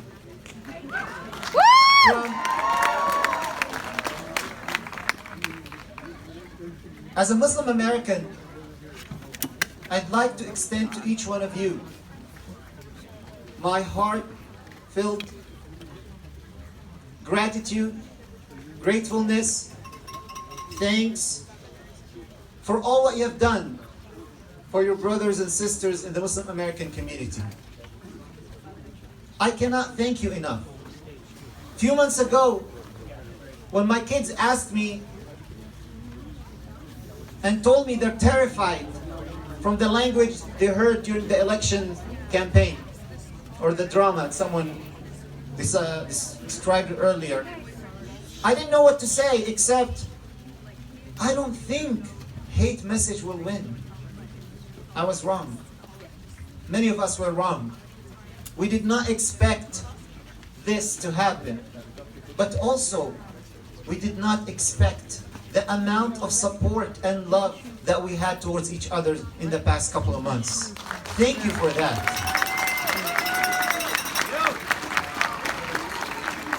You know, challenges and difficulties, yes, they bring the best out of us. Yes, they get us together. But also, in the past 2 months, it showed us something different and something else. It showed us the power of the people. It showed us how strong we could be when we are together. It showed us that we can and we will rectify injustice whenever we see it. It showed us that it's true. When the sticks are together, it's really hard to break them. But when they're separate, they can easily be broken. Because of that, I'm asking you, do not quit. Keep it up. People tell me, you know, this is America. Now it's the Muslims' turn. Before it was the Jews, before it was the blacks, before it was the Irish. And they keep telling me the number and the groups of people that have been discriminated against. I'm sick of that excuse. Yeah. Until when? What I noticed, that even though the groups are changing, the bully is the same. Yeah. The attackers are the same. They have no ethnicity or religion. Their sign is the dollar sign and their religion is hate. These are the bullies. And they are watching you right now together because they know the power that you have as a group together. And they're gonna spend every penny they have to defeat you. And they're gonna spend every effort they have to make you lose.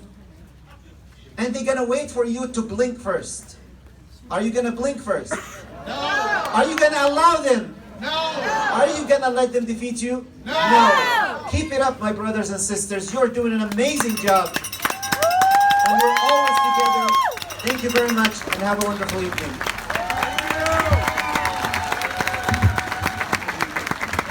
No hate, no fear. Immigrants are welcome here. No hate, no fear. Immigrants are welcome here. So brothers and sisters, it's a real honor that we have someone here who I've known for a long time. She led the movement against the English only in Monterey Park. Recently, they're defending the rights of immigrants and refugees, going to LAX and standing up. There's such a long story we could tell about her, but we're very happy and honored that she was able to come and be with us today. Please welcome Congresswoman Judy Chu.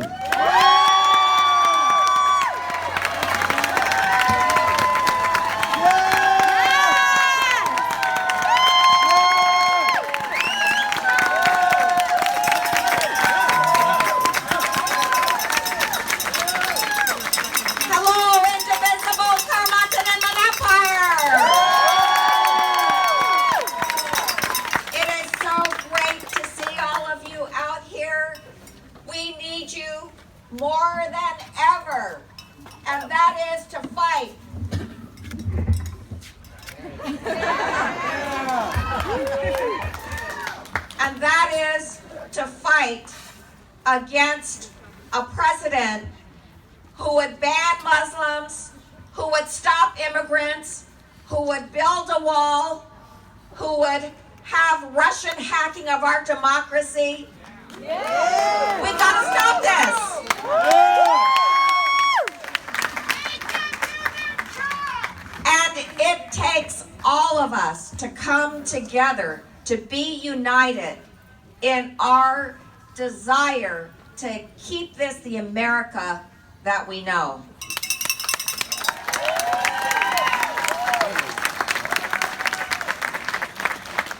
Now, I know that our democracy is in danger, and I especially know it because of what happened on Friday, January 27th.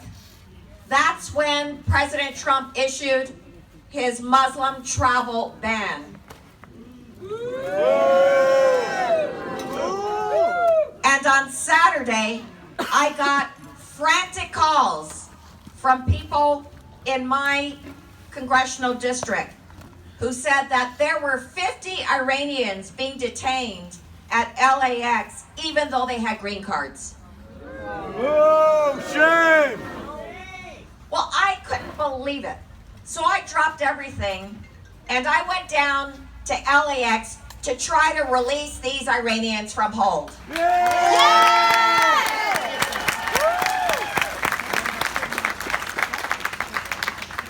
And immediately, I was greeted with the story of Sarah Yarjani.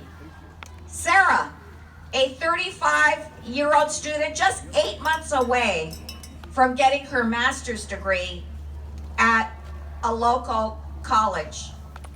And she was actually born in Australia, a resident of Austria, but of Iranian heritage.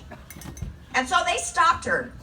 They stopped her as she was coming in on Norwegian Airlines. Well, I decided to try to save her.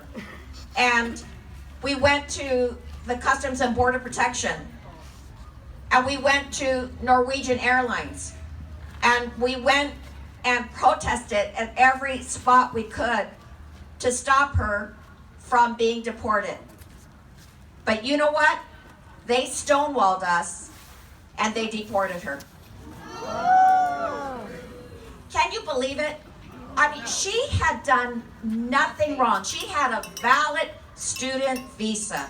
She was doing everything right in terms of getting her college education. In fact, a graduate level education. And yet, they deported her. Well, that was not right. But I tell you, what was incredible was seeing the number of attorneys who just went down there and camped out there and tried to save every Muslim that had been affected by that ban that night.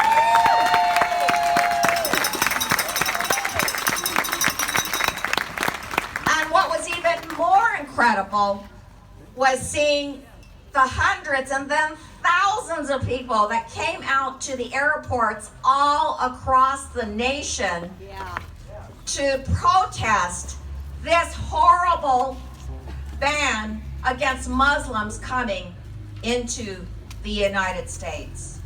And it is their protest, it is the ACLU, it is all the advocates of this nation that actually, I think, provided that pressure that finally caused the Ninth Circuit Court to stop this ban.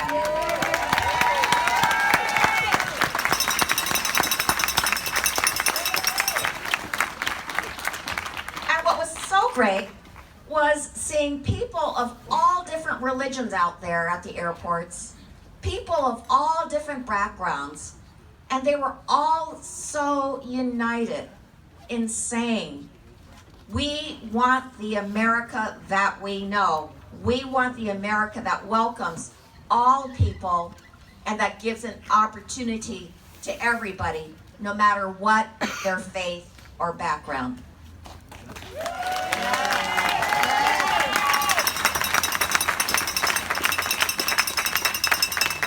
Well, I tell you, it's because of all of you that guess what?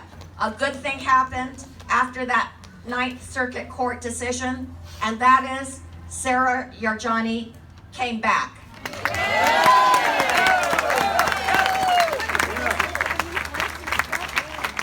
And you know what? There is a State of the Union address on Tuesday. Can you imagine listening to President Trump for a whole hour on the State of the Union? What is he going to talk about? His Celebrity Apprentice ratings? Well, you know what? That is why I decided, you know, each of us gets one guest to bring to the State of the Union. And guess who I'm bringing? I'm bringing Sarah Yarjani!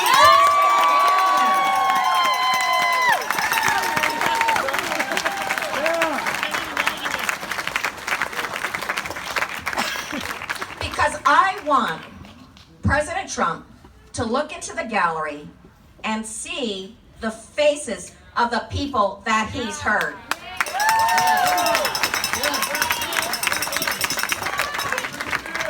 And I want the whole nation to see that President Trump's policies are hurting so many well-meaning and hardworking immigrants that are in this country.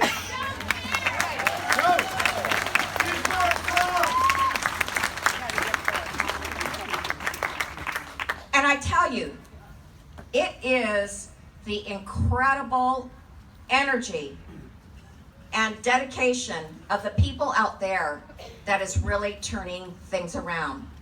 I see it in Washington, D.C., close up and personal.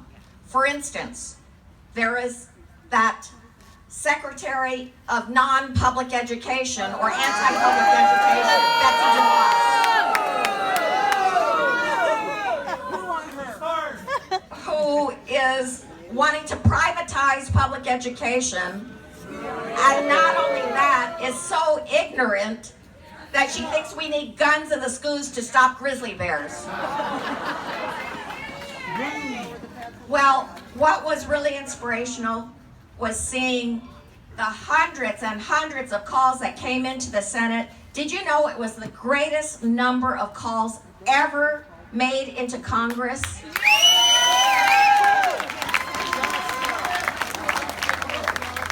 It was so voluminous that many Senate offices couldn't even answer their phones anymore. That's how incredible it was. And for the first time in history, in the history of America, a vice president had to come in to make the deciding vote. That's how powerful the advocacy of the people was.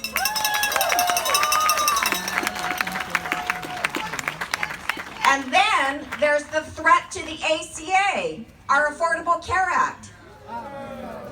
20 million people have been able to get insurance that otherwise would not have been able to get it.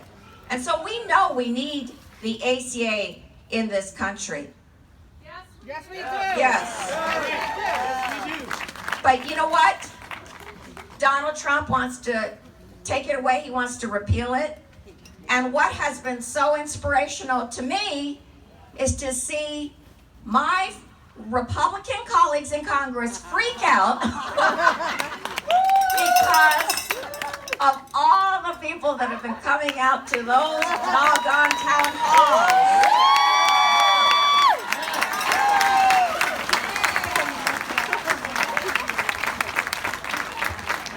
First, there was Mike Kaufman in Colorado, who had so many people come to his town hall that he actually left his own town hall 8 minutes early and snuck out the back door. And then there was Tom McClintock in Northern California, who had so many people coming to his town hall that he had to be escorted out by 6 police officers. And then there was Jason Chavez, who had so many people in his town hall that he didn't know what to do with them. And you know what? That was hundreds of people where? Right in the heart of Utah. We're talking about deep red, that's for sure.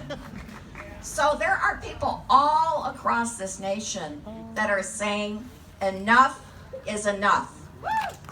Yes.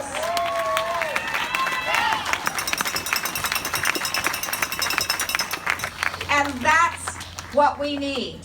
We need it to make sure that Muslims can be in this country and continue to live the way they have been.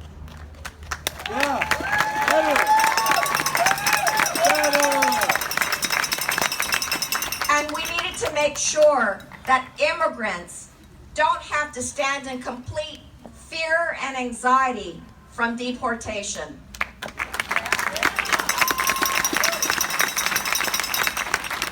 And we needed to make sure that our American democracy is free from Russian hacking. Yes. That every president reveals their tax returns.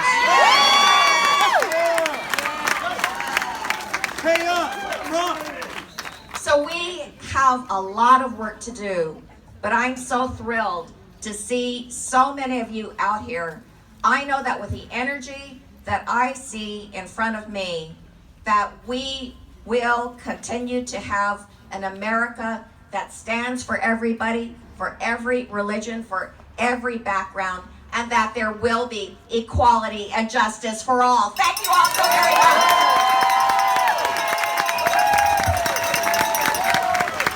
¡Que viva Churichú! ¡Que viva! ¡Que viva la mujer! ¡Que viva! ¡Que vivan los estudiantes! ¡Que viva! ¡Que viva Luis Reyes! ¡Que viva! And long live our unity and our families.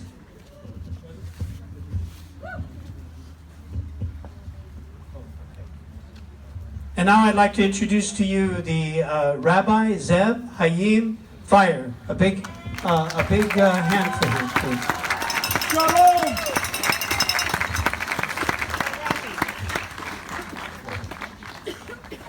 Gracias, Jose.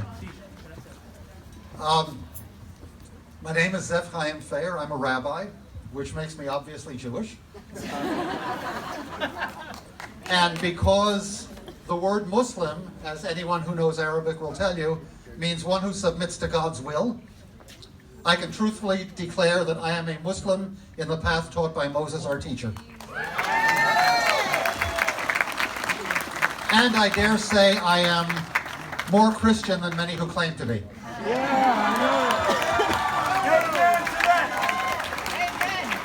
I am also the child of a green card marriage. In 1937, my dad escaped from Hungary shortly before the Nazis came in.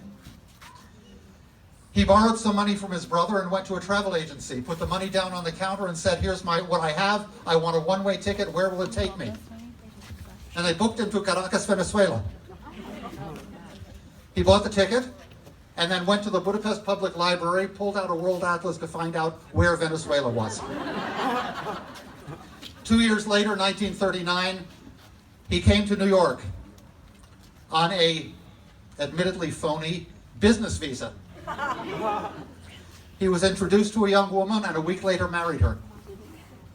Then had to go to Canada to change his visa status and almost blew it because he didn't know until he checked the papers that my mother was adopted by my grandmother's second husband.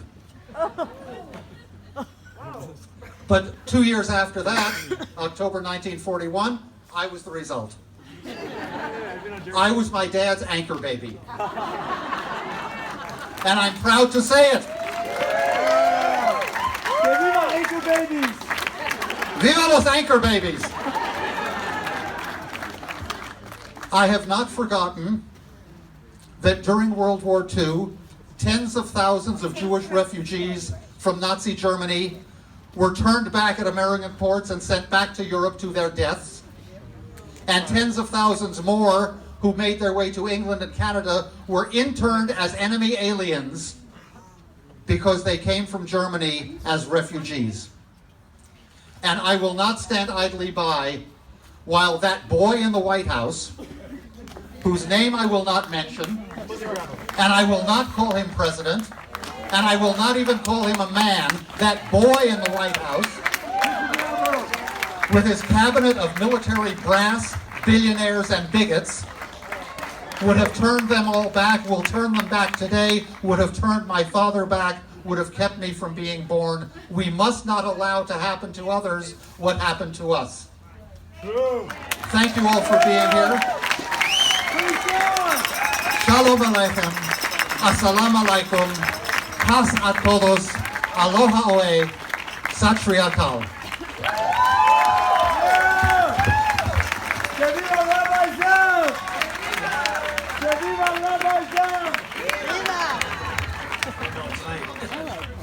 Say it loud and say it clear. Refugees are welcome here. Say it loud and say it clear. Refugees are welcome here. Say it loud and say it clear. Refugees are welcome here. Say it loud and say it clear. Refugees are welcome here. Say it loud and say it clear. Refugees are welcome here. Say it loud and say it clear. Refugees are welcome here. And brothers and sisters, I'd like you to welcome the Vice President and Head of the Social Committee in helping Syrian refugees, Mahmoud Tarifi.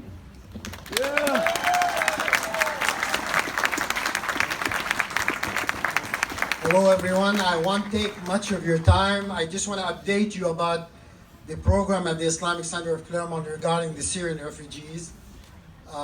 We currently are working with the Yousef to get up to 600 family funded all the way from Inland Empire down to San Diego, where most of the Syrian refugees are concentrated. I want to thank all of the local community for their support. We have received hundreds of pieces of furniture, cash, money, and volunteers for translation, for transportation, tutoring, simply people who are building relationship with these Syrian refugees. It is wonderful. As you know, the current administration slashed 60,000 visas that they were set by the Obama administration for the refugees. They cut them down from 110 to 50,000. That's really unfortunate. We were preparing ourselves to receive all these refugees from all over the world, which the Syrian refugees are a portion of that. Unfortunately, that's not happening, but with your effort, with your determination, with your solidarity, definitely we will move on. We will take this head on, this administration that really use the tactic of divide and conquer. We will not stand still. We will use the tactic of unite and conquer. We definitely will win the White House back, and we settle our policy toward refugees, toward immigrants. My message to all the refugees and to the undocumented immigrant that mi casa, su casa, our house is your house, our home is your home. We will welcome you in our home, and you are part of our community, and we will stand and support you. Thank you very much. God bless you. God bless America.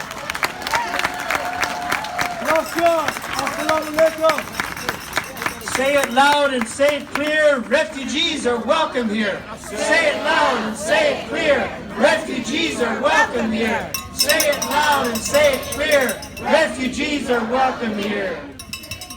So brothers and sisters, thank you for staying this long, and now we all have a special treat also at the end.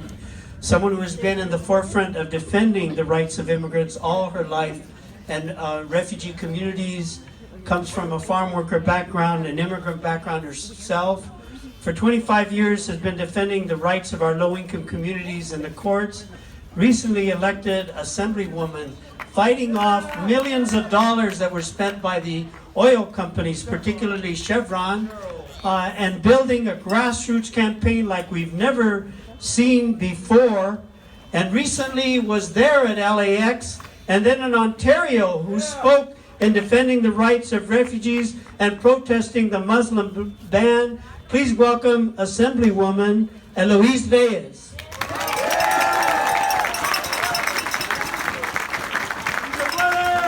Thank you so much. Gustavo, put up your sign. Put up your sign. Is that, no, the other one. What do we stand for? We stand for hope, not hate. We stand for hope, not hate. Hope, not hate. Hope, not hate. Hope, not hate. Hope, not hate. Hope, not hate. That's right, Gustavo. That's exactly what we stand for. Because as long as we remember what we stand for, we're not going to fall for all of these falsehoods. I come from a family of immigrants. My parents come from Mexico. They came here for a better life. They had their children here. All 6 of us lived here. We're born and raised here. We've all gone through our education system here. We've all succeeded here. This is the America that I believe in. What we are witnessing now is not my America. I'm ashamed of what we're doing. I'm ashamed of this ban. I'm ashamed of this wall. This is not what we stand for.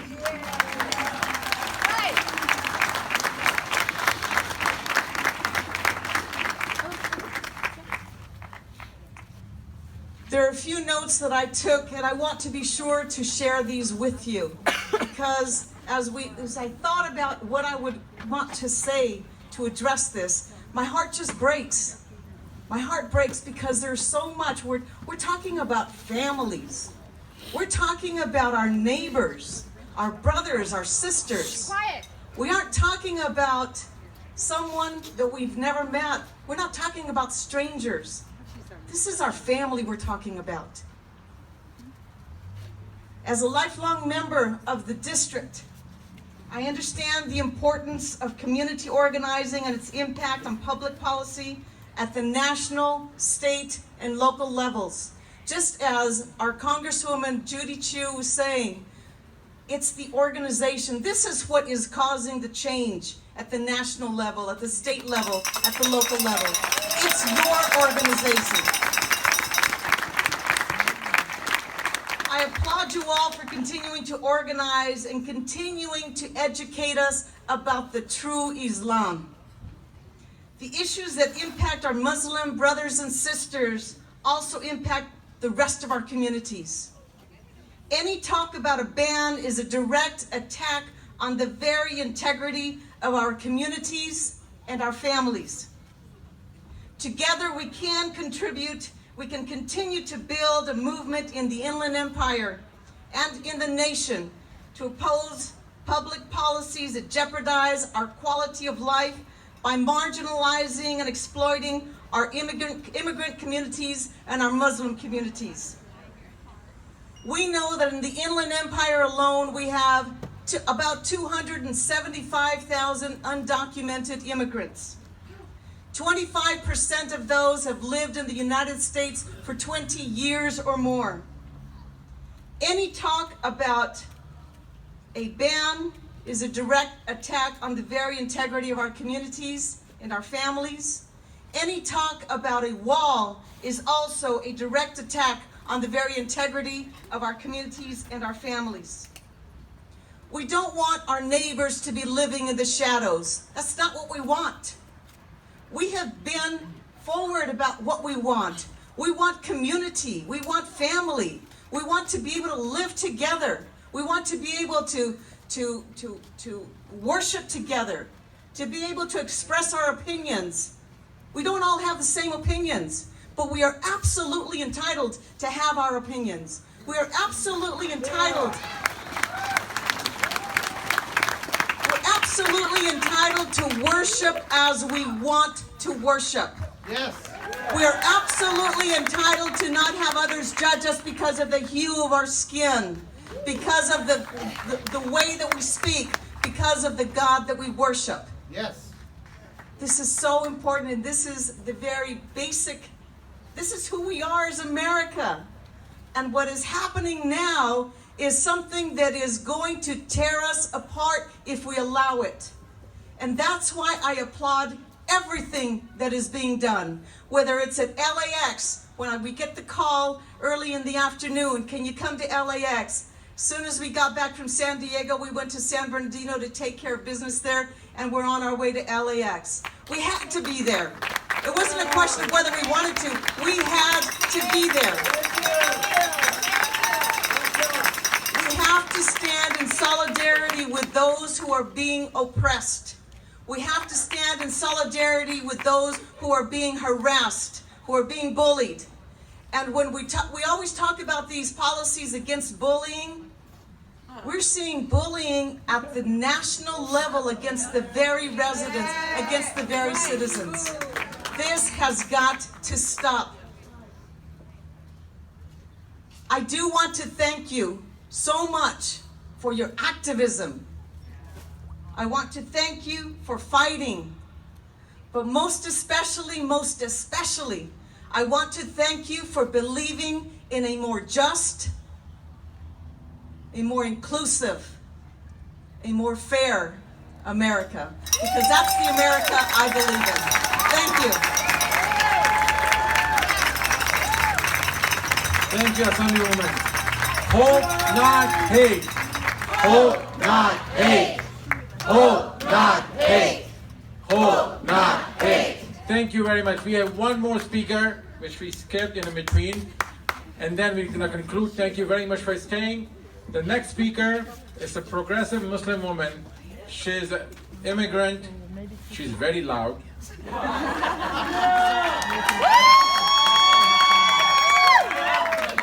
She's a mother, she's a professional, and she's my sister, Fawzia Rizvi.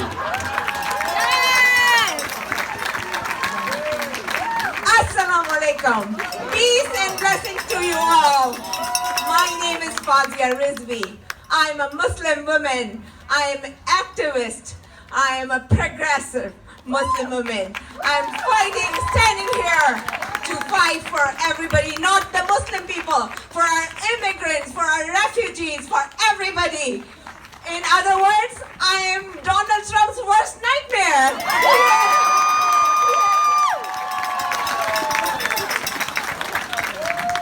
I am honored and humbled to be speaking amongst you today as a proud American against the against the executive orders that the president has signed.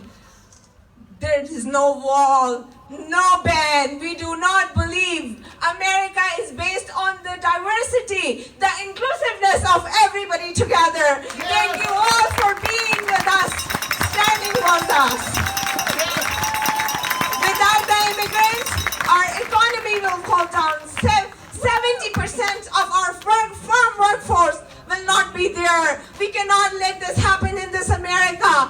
We do not let this happen in America. America is about togetherness. America is about justice and freedom for everybody, not just for one people.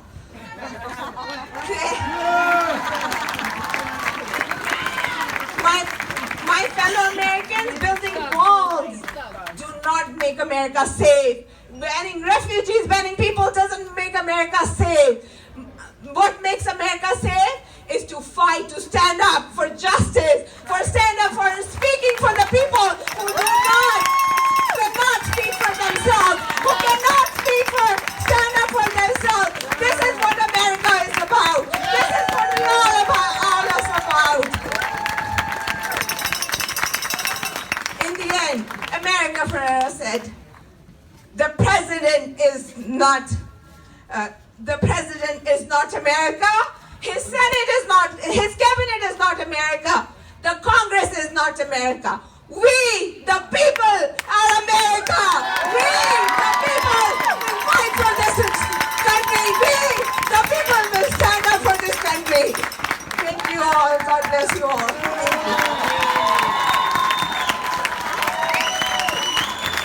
I warned you, she is loud. Thank you very much. That concludes all the speakers, but I do like to invite all the organizers who worked very hard for this program. But before I do that, I want all of you to put your hands together for all our police officers who are here, standing for the last 3 hours. They work day in, day out to make sure that we are safe. So thank you very much for your services. Thank you. Thank you. I do like to invite all the organizers, and please give them a round of applause when I call their name. The first, I'd like to invite Bill Shane, Brenda Bell, Nathan Tenney, Fawzia Rizvi, Selena Washburn, of course my co-host, Jose Calderon, and the person who really thought about it, and the one who masterminded the whole thing, Maliha Nomani.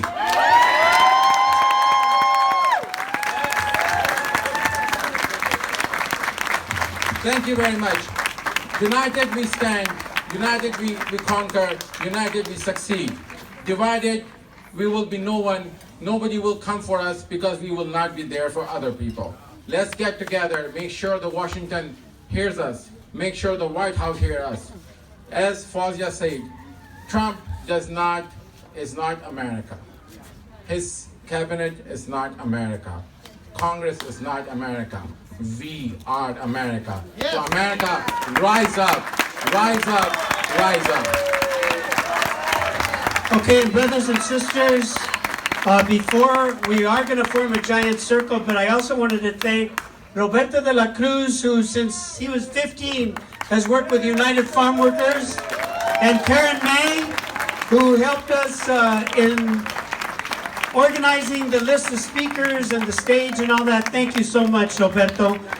Out in the fields when we finished and we were working, Roberto knows about this, and we had a strike and we had a boycott, we would always end in forming a giant circle and we'd cross our hands. So we're challenging you now as organizers up on the stage in here, and Rosa Marta is going to lead us in a song, but we want you to form a giant circle in this park. Everybody has to be in the circle, okay? So we want your help in forming the circle. Cross your arms, give your hand. Nobody leaves in the back. Come back, come back. You got to be in the circle. The circle is important. Come on, brothers and sisters, let's see if we can get organized. This is the challenge. Come on, everybody over here, we got to close the circle. Close the circle right here. We need people to come this way. We got to close the circle over here. Come on stage. Come on, Karen, come up here. Come on, we got to get everybody in the, come on, Gustavo. Come on up here, right here, Gustavo. Come on, brothers and sisters. Everybody in the back. There's 2 people in the back. Ego in the back. Ego who's getting interviewed. You got to come in the circle. All right. Ego who's been part of our struggles. Maura, cierra el círculo.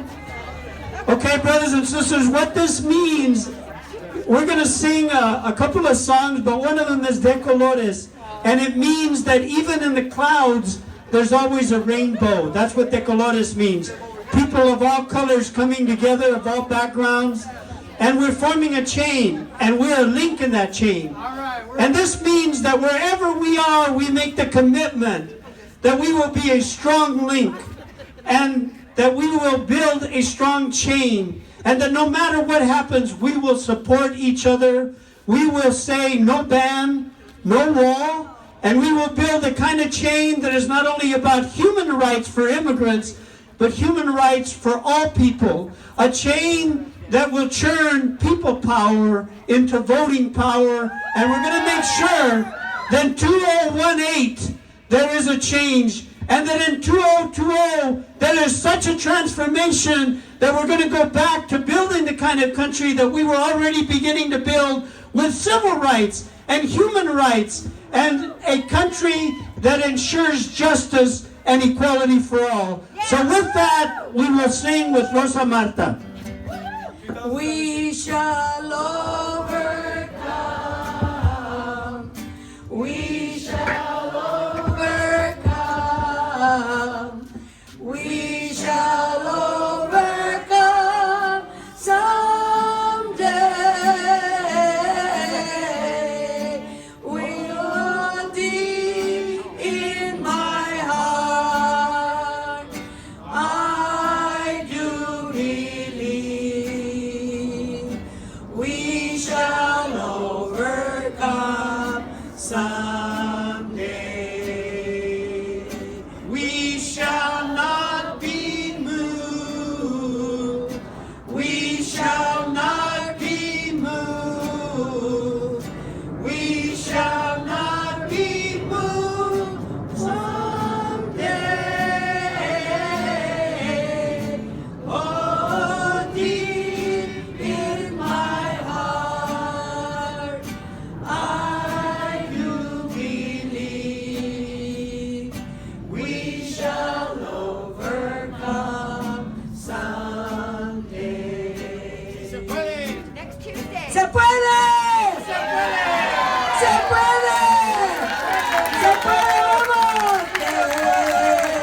Colores, de colores se visten los campos en la primavera.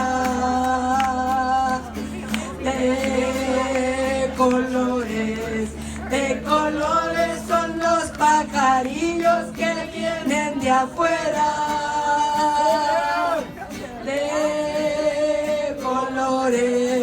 De colores es el arco iris que vemos lucir. Y por eso los grandes amores de muchos colores me gustan a mí. Y por eso los grandes amores de muchos colores me gustan a mí. ¡Otra vez! De colores, no se oye, de colores se visten los campos en la primavera. De colores son los pajarillos que vienen de afuera.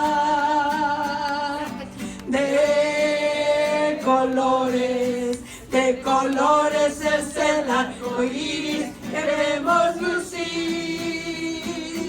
Y por eso los grandes amores de muchos colores me gustan a mí. Y por eso los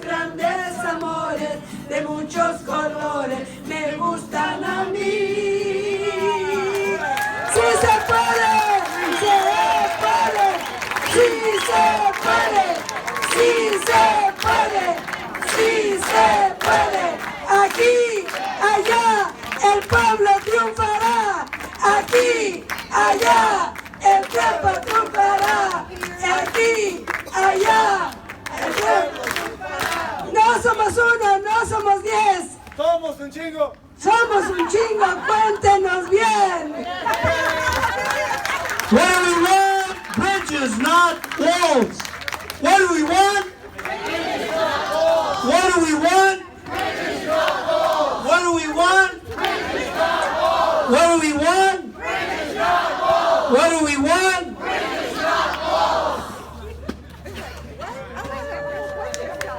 ¿Qué queremos? ¿Cuándo? What do we want? When do we want it? What do we want? When do we want it? ¡Que viva la mujer! Long live the women! ¡Que vivan los estudiantes! Long live the students! Long live our progressive faculty! Long live our children! Long live our elders! Long live our mentally and physically challenged! Long live our LGBTQ communities! Long live our Muslim brothers and sisters! Long live our refugees! And long live our unity! We ask people to sign up for Indivisible District 727. Sign up for Indivisible on the iPad on the table, who has helped organize this demonstration. And you had something else to say. Also, if you haven't signed our petition for to remove Steve Bannon from the NSA, I'm sorry, the National Security Council, and also to stop the repeal of ACA, it's on the table. We'd really appreciate it if you'd come sign. And also, we handed out some cards. I hope everyone got them. On the back is a very simple, quick script you can use to call your congresspeople, your congressperson, and your U.S. senators every day. And the switchboard is on there. It's for every district. Please do it. We have a lot of power if we do that. Thank you very much again. Thank you very much for coming. Thanks to every one of you. Thanks to all the volunteers, those who provided the speaker system, all the elected officials. Thank you. Have a great day. May God bless this city. May God bless our country. May God bless the United States of America. Thank you. Yeah. Thank you. So, yeah, so see you Monday. Absolutely.